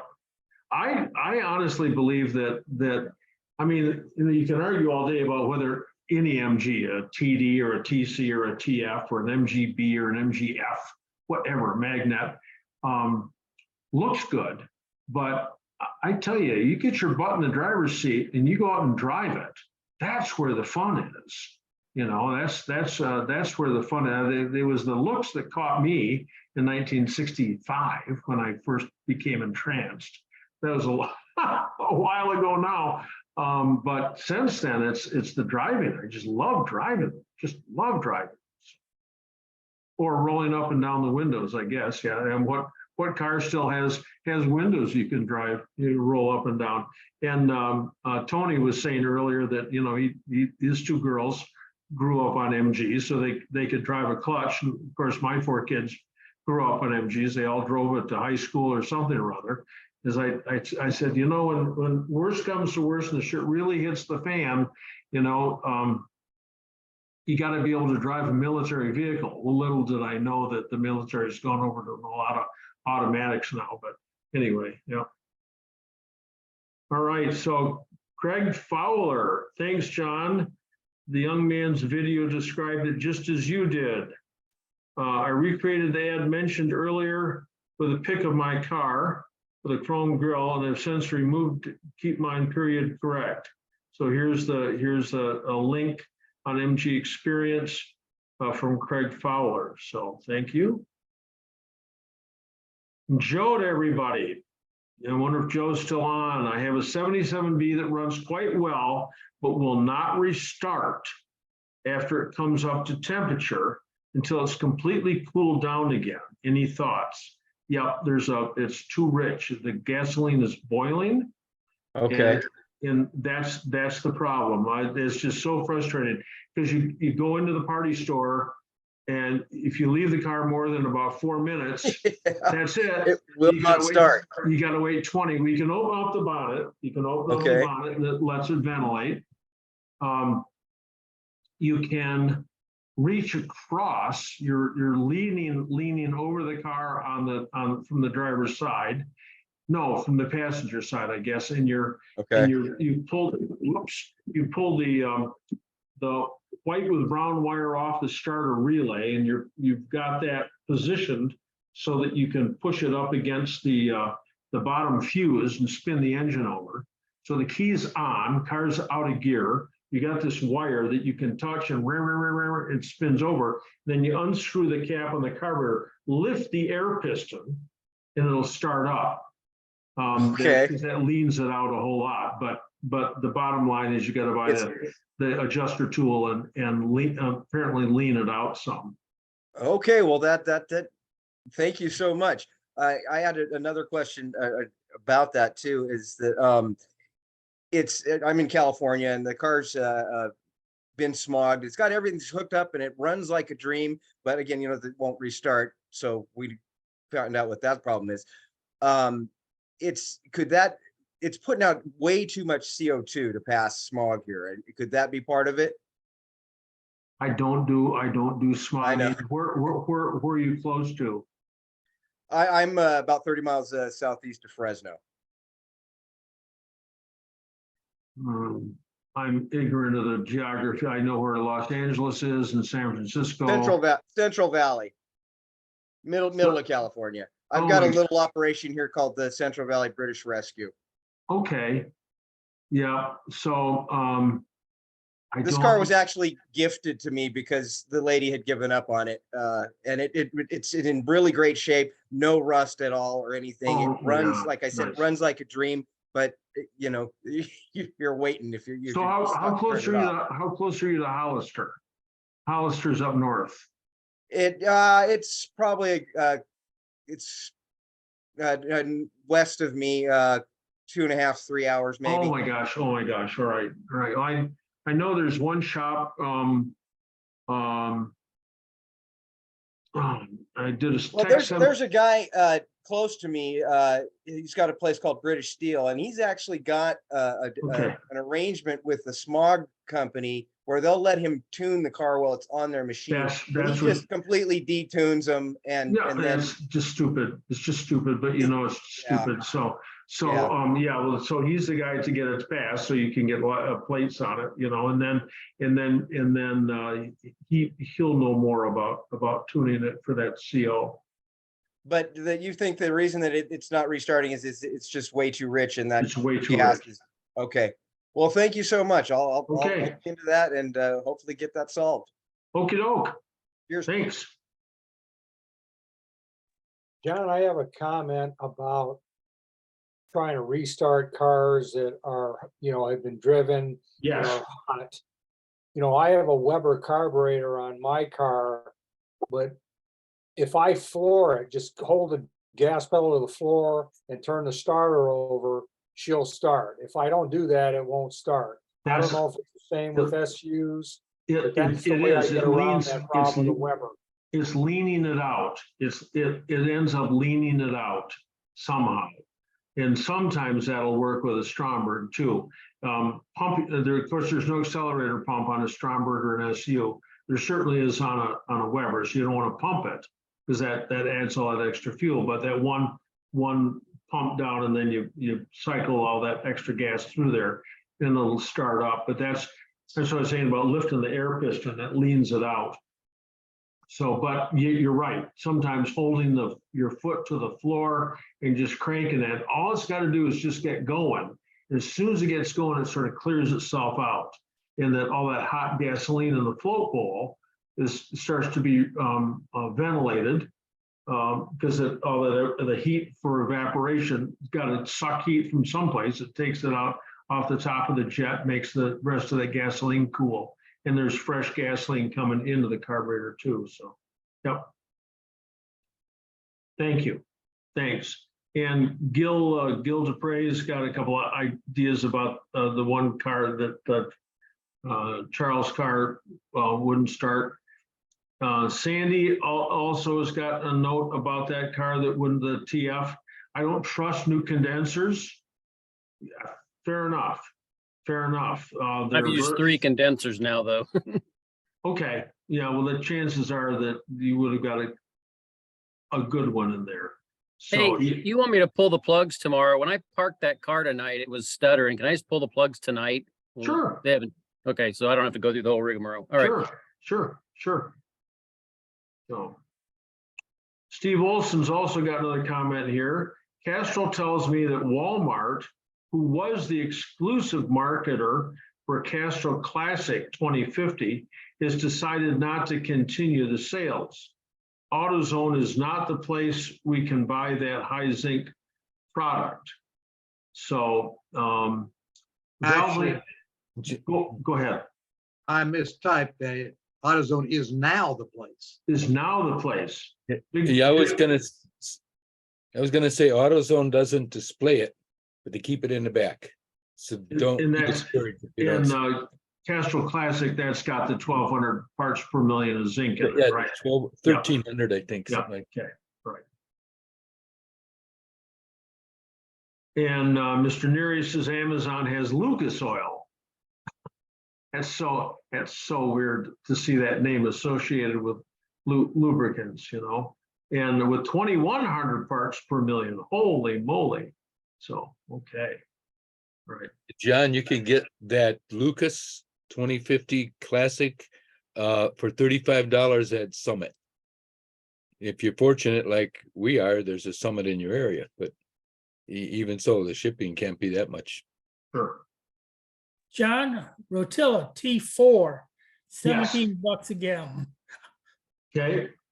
Thank you. Yep. A lot of stuff's out there. Rotella. Yep. 17 bucks a gallon. So help me out. If it was 18, that'd be 5 quarts. Really? That's a pretty attractive price. Jeez. John, wasn't there a gentleman on one of the meetings a while back who was commenting on about any 2050 out there would be good enough, that they've all got enough zinc in them? No, they don't all have enough zinc. They don't. Like Castrol may not have enough zinc. Castrol Classic does. The off-the-shelf stuff off-the-shelf stuff like at Napa doesn't have it, but Valvoline VR1 does. So you just have to, you know, there's plenty of oils out there. You can find something. Valvoline VR1, Castrol Classic, Rotella. You can try Those to are the ones read. I always use. Yeah, just Try to curious. read the back of the can, but you know, you can't. You know, really take an idea from somebody else. So If you got a local hot rod shop, I understand the guys that run dragsters like to use that high zinc too. okay, well, this the flat tappet guys all do. That's what we have, flat, not hydraulic lifters, but flat tappets. So yeah. If you use synthetic oil, a Castrol 5W50, and it doesn't say zinc on it anymore. So I panicked because I just bought a bunch. So I called Castrol and they said, for whatever reason, they don't put it on there. He said, but there is 1,300 parts per million. Also, Mobile One 1550 has about the same amount. Okay. So I've been running synthetic. Somebody mentioned synthetic before. I've been running synthetic for years and it's fine. And it does not find every leak in my car, only the ones that were there before. Okay. All right. Oh, let's see. We got George Curl to everybody. George, you still on, or have you been baked away? Oh my gosh, temperatures, he says, north central Texas, northwest of Dallas, Fort Worth, 116 in the backyard, 110 in the shop.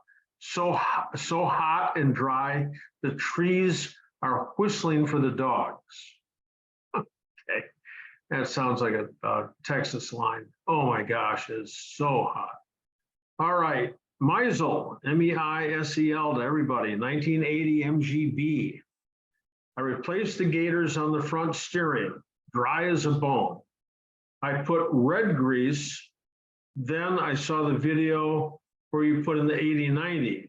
Do I need to wipe off the grease before filling the boots? Well, it depends how much grease you put in there. If it's just a smear, no, that's just fine. But if you put in a couple of handfuls, yeah, I'd wipe that out. On the other hand, if you put 80-90 in and fill it up like in my video, that'll eventually mix with that grease over the next couple of years and just make thicker oil up there. So it depends on how much you stuck in there.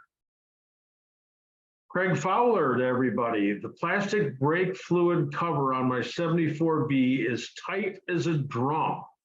Plastic sees to plastic. Any ideas on how to get it off? Oil filter wrench, that's one way. And I've got a pair of channel locks, great big, great massive channel locks. You can just grab it and all you have to do is turn it, like 2 degrees, and then all of a sudden it's all free again. But if putting rags around it and using your hands to loosen it doesn't work. No, Yeah. but Okay.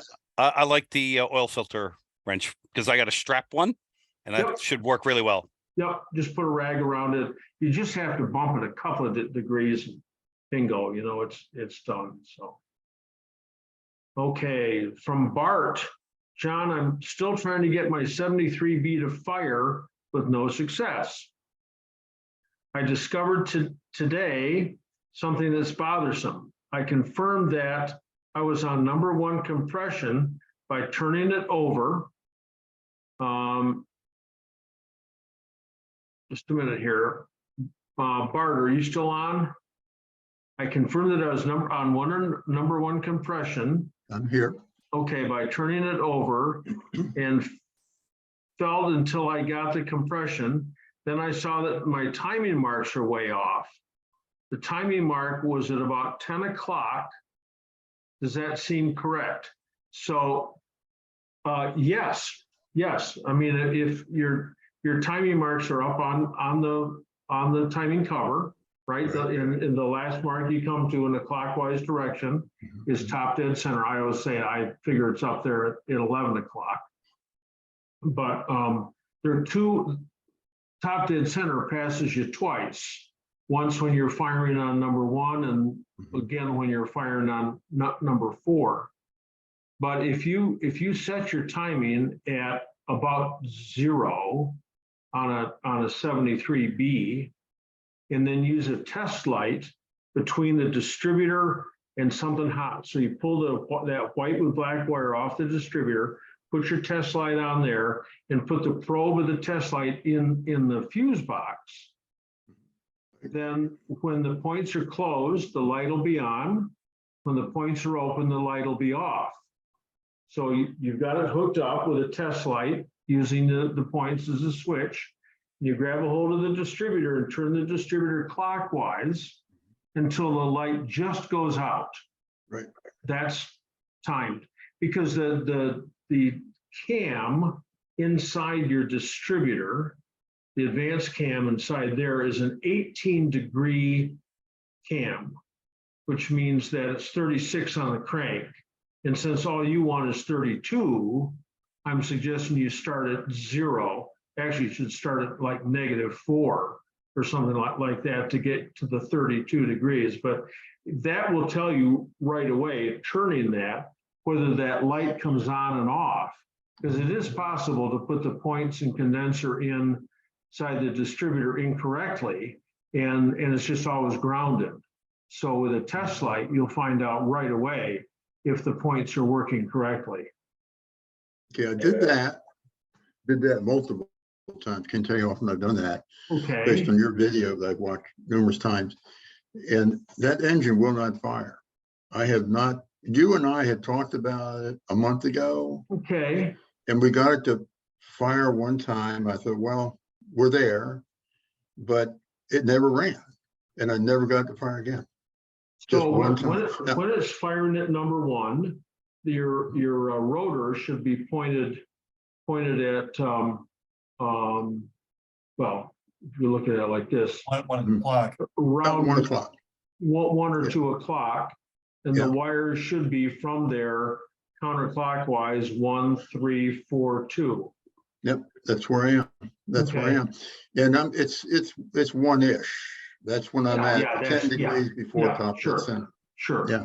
Okay. I'm kind of there. Now, the other thing I checked today, I turned it over multiple times today, and then I took some of the plugs out, and they're dry as a bone.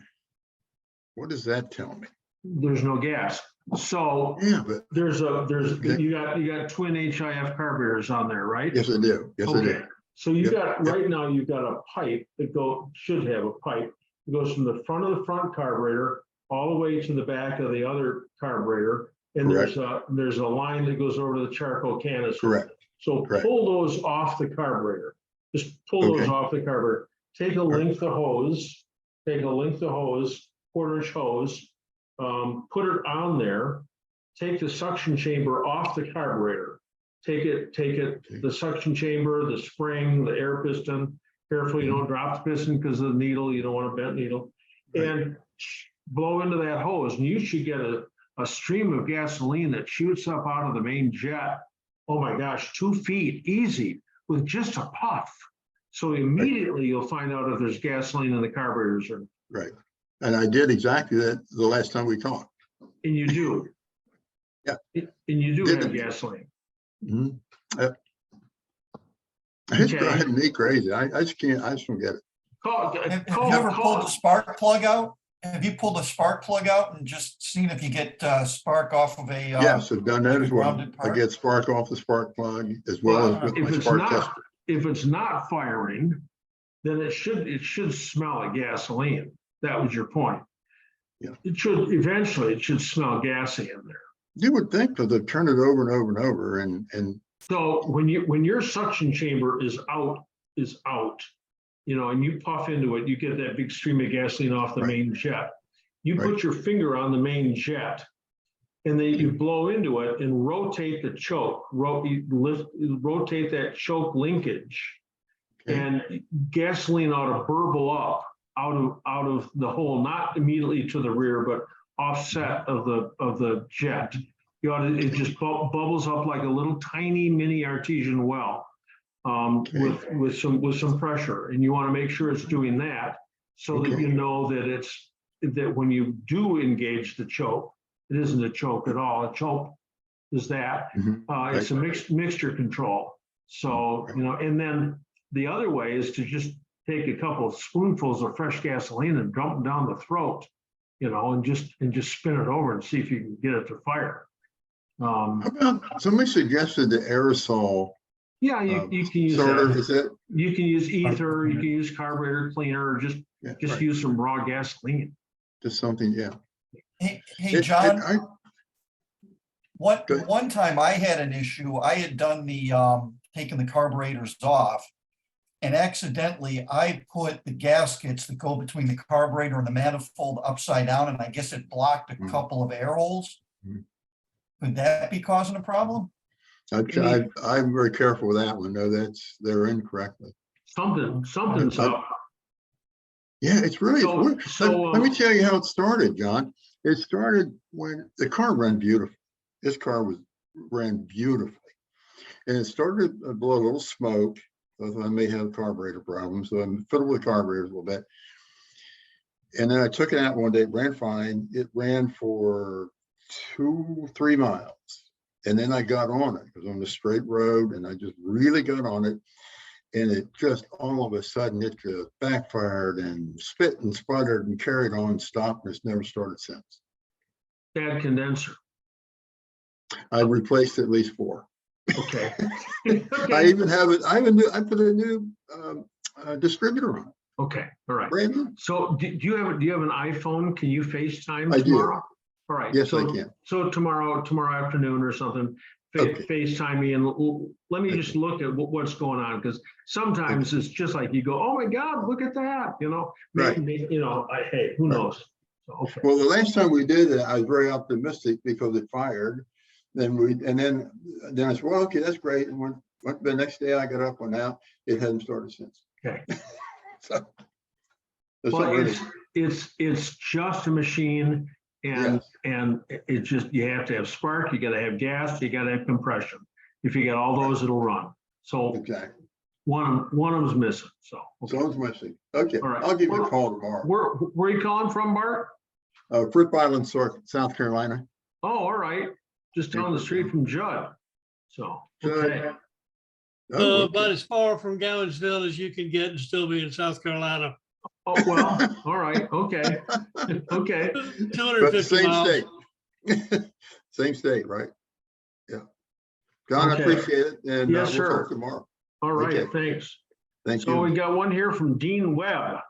Is there a proper direction, like aft or left or right, to install the fuel sending float in a midget in the fuel tank? Probably not, because it's a center mount. It just hangs down, so it doesn't matter where it goes. I guess I would make sure that it was to the rear, but no, I don't think it makes any difference. Never thought about it. I guess I'd put the contacts. It was facing the front of the car. The wire, so that was facing the front of the car, but are you still there, Dean? Of course, it's after 9. I set my alarm so that for 8, so I would remember to remind everybody to go on my PayPal and make a contribution. But not only is it not 8, it's not even 9, it's 9:15. So Dean's gone. So I'm not sure. John, to everybody, I have a 76 Midget 1500. The speed tops out at 50. That's real low. Also have problems with no tail lights, brake lights, turn signals. The rear turn signals work. He's got no tails and no brake lights. Is there anything in the electrics that's causing both of these at the same time? No, I don't think so. So in Midget 1500, I would remind everybody with a Stromberg carburetor to make sure the air cleaner's on. Because if the air cleaner's not on, it will not run correctly. Can you hear me?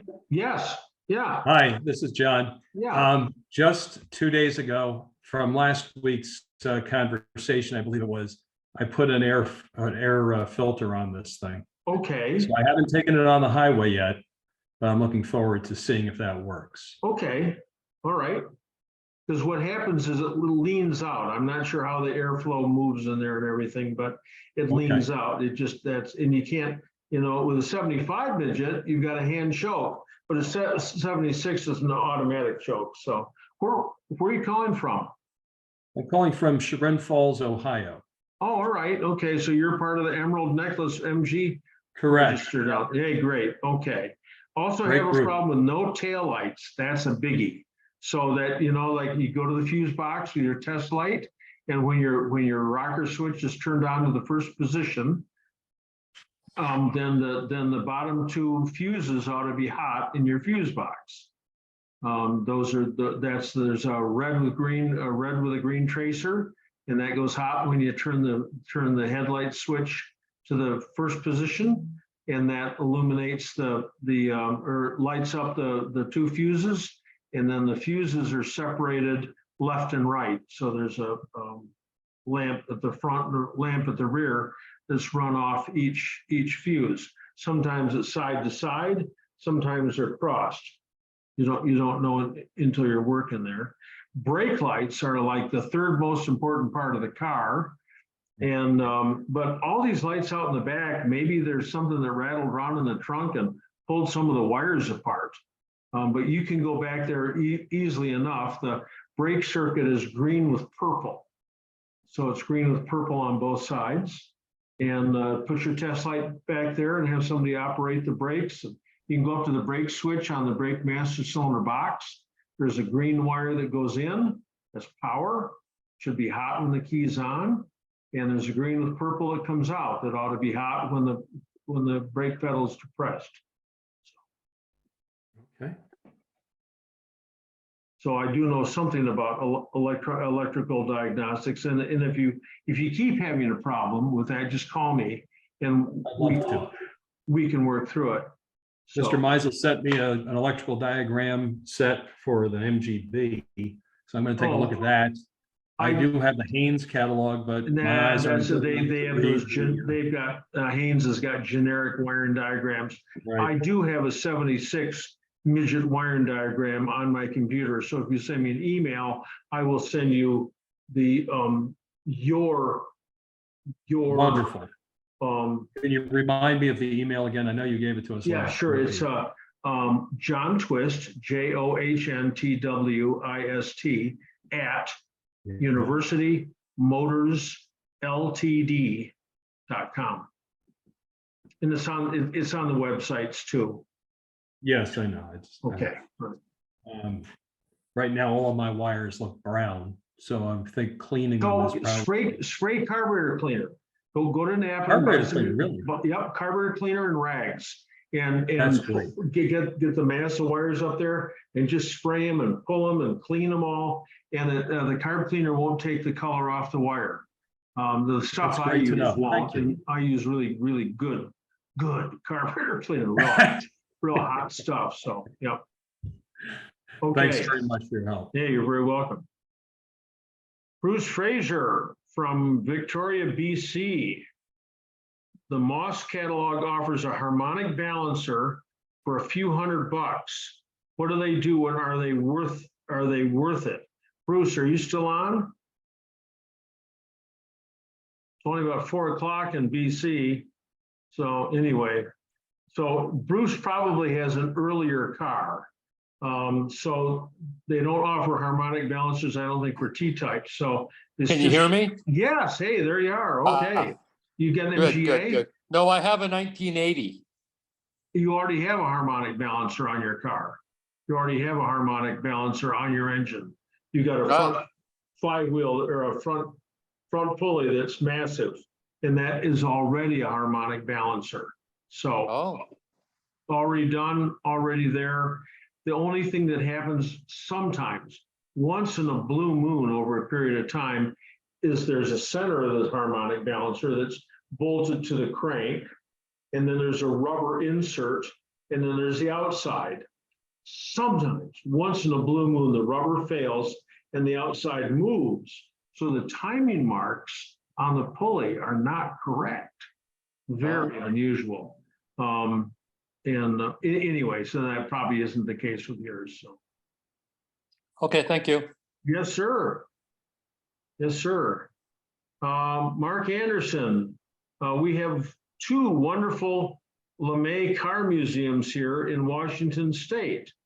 Isn't that interesting? I didn't know that. Different LeMay, I think. I don't know. LEMAY. I mean, one's it's. I looked it up. Yeah, this is Harold LeMay, different person, but all right, okay. Funny. Awesome museums if you make a trip to Tacoma to see them. Okay. Yep. Oh, Rodolfo. Rodolfo's on tonight. Or he was on. You still on, Rodolfo from Monterey? Don't know. He says this MGA video is one of the best ones. So here it's Rodolfo's got it. It's way down the line in the chat section, and I'm not sure which one that I just saw he left. Yep. So, all right. So Brad with a 52 TD. Our car club has started a new event called Cars, Coffee, and Garages, where we do a drive and end up at one of our members' garages for coffee and a tour. Central Coast British Car Club in Ventura, CA, California. So yeah, cars and coffee. That's everyone's trying to reinvent this to make it more exciting. You know, I mean, a lot of people, especially with their wives, don't want to get in the car and go for some 2-hour trip through twisty turny roads. I mean, I do, but I don't have a wife. So anyway, if it's a husband and wife operation, you got to do that. And I know Judd's doing that kind of stuff all the time, those drives.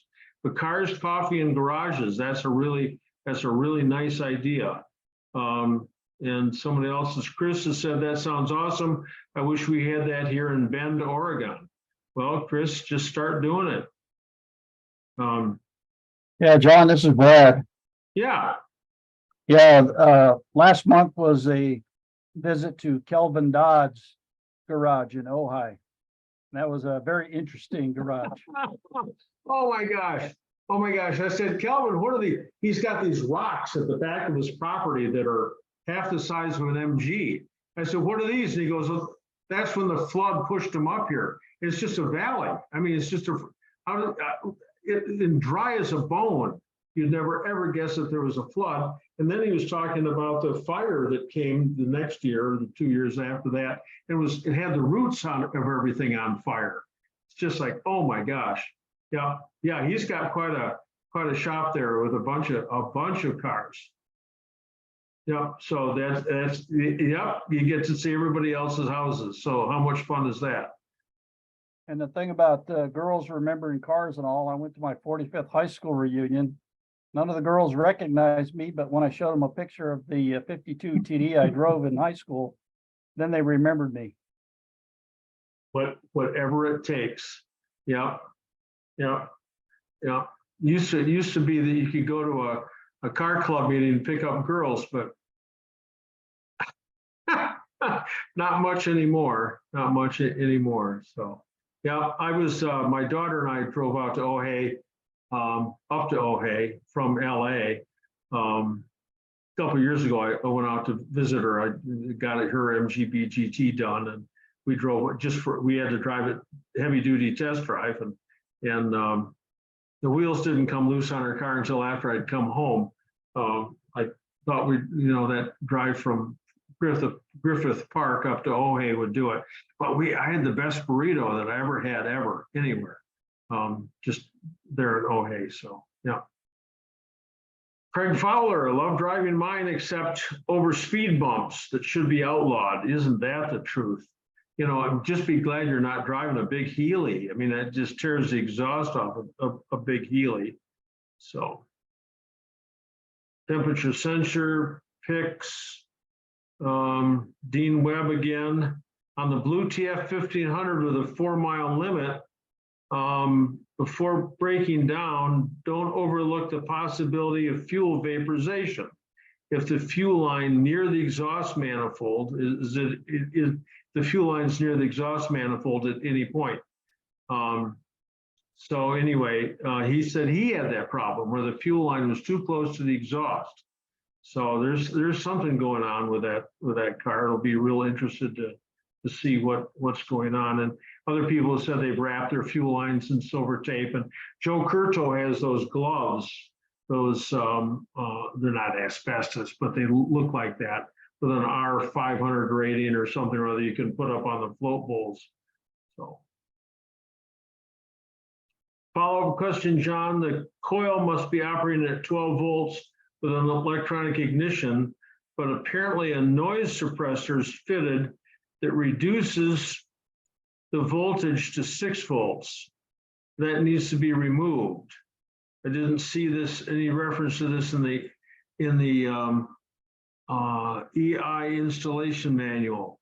So there are two, Craig, electrical systems for the ignition circuits on our MGs. Everything is 12 volts except 75 through 79. 1980 is 12 volts. 75 through 79, the coil is wired on a 6-volt circuit. So those cars require a 6-volt coil, a coil which has got 1.5 ohms on the primary circuit. All the other coils have got 3 ohms on the primary circuit. So if you get them mixed up, you either get twice as much spark and melt your points, or half as much spark, depending on which way you're going. So. Hubert Lambert says, I drove my 69B since high school in 77, still driving, and drove it from Keystone Heights, Florida to Michigan, 1,000 miles in 18 hours. No issues during the drive. He's got an overdrive. So Hubert, hey, congratulations. 69B, those are, the only problem with the 69B is it doesn't have a glove box. Other than that, those are nice vehicles. So I've run all the way through, and it's 9:26. I'm unofficial. Hubert, there you are. So you drove a 77B in high school?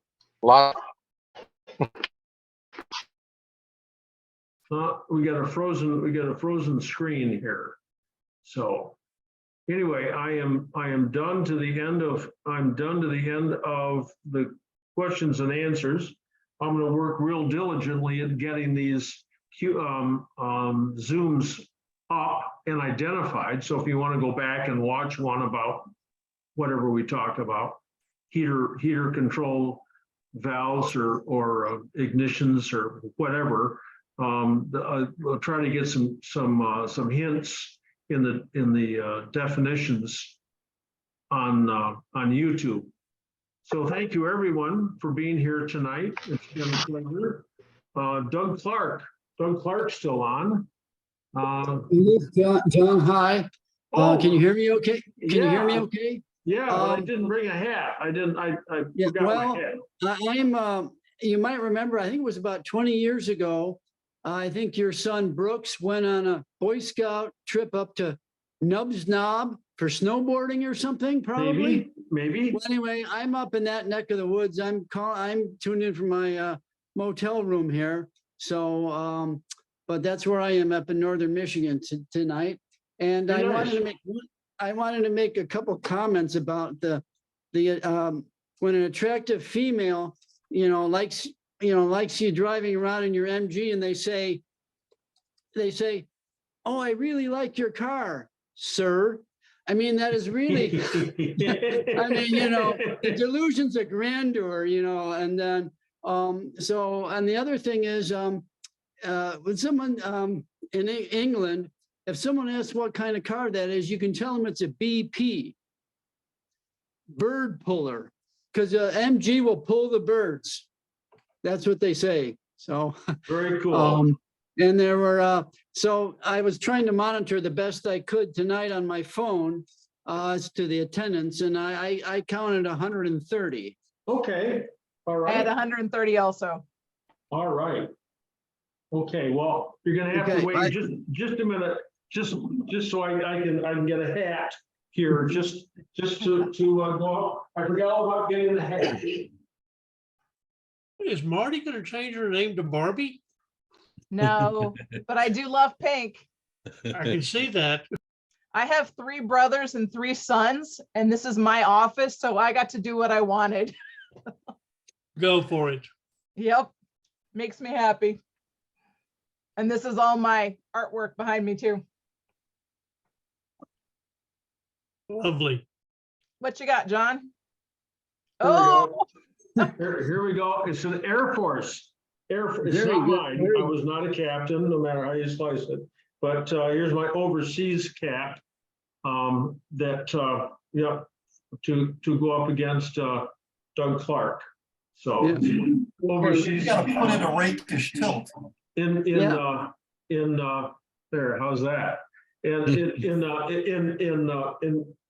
memory of General Curtis LeMay. So Very good. Very appropriate. Air Force overseas cap. Very cool. Looks just like mine, John. Hey, you're an Air Force guy, huh? Captain. Nice. Yeah, geez. Look like I belong to the American Legion or the VFW or something here, Well, anyway, ladies, gentlemen, Marty, thanks for being on the whole time. Doug, thanks for counting. And you're welcome. We will be on again on 2 weeks on the 21st.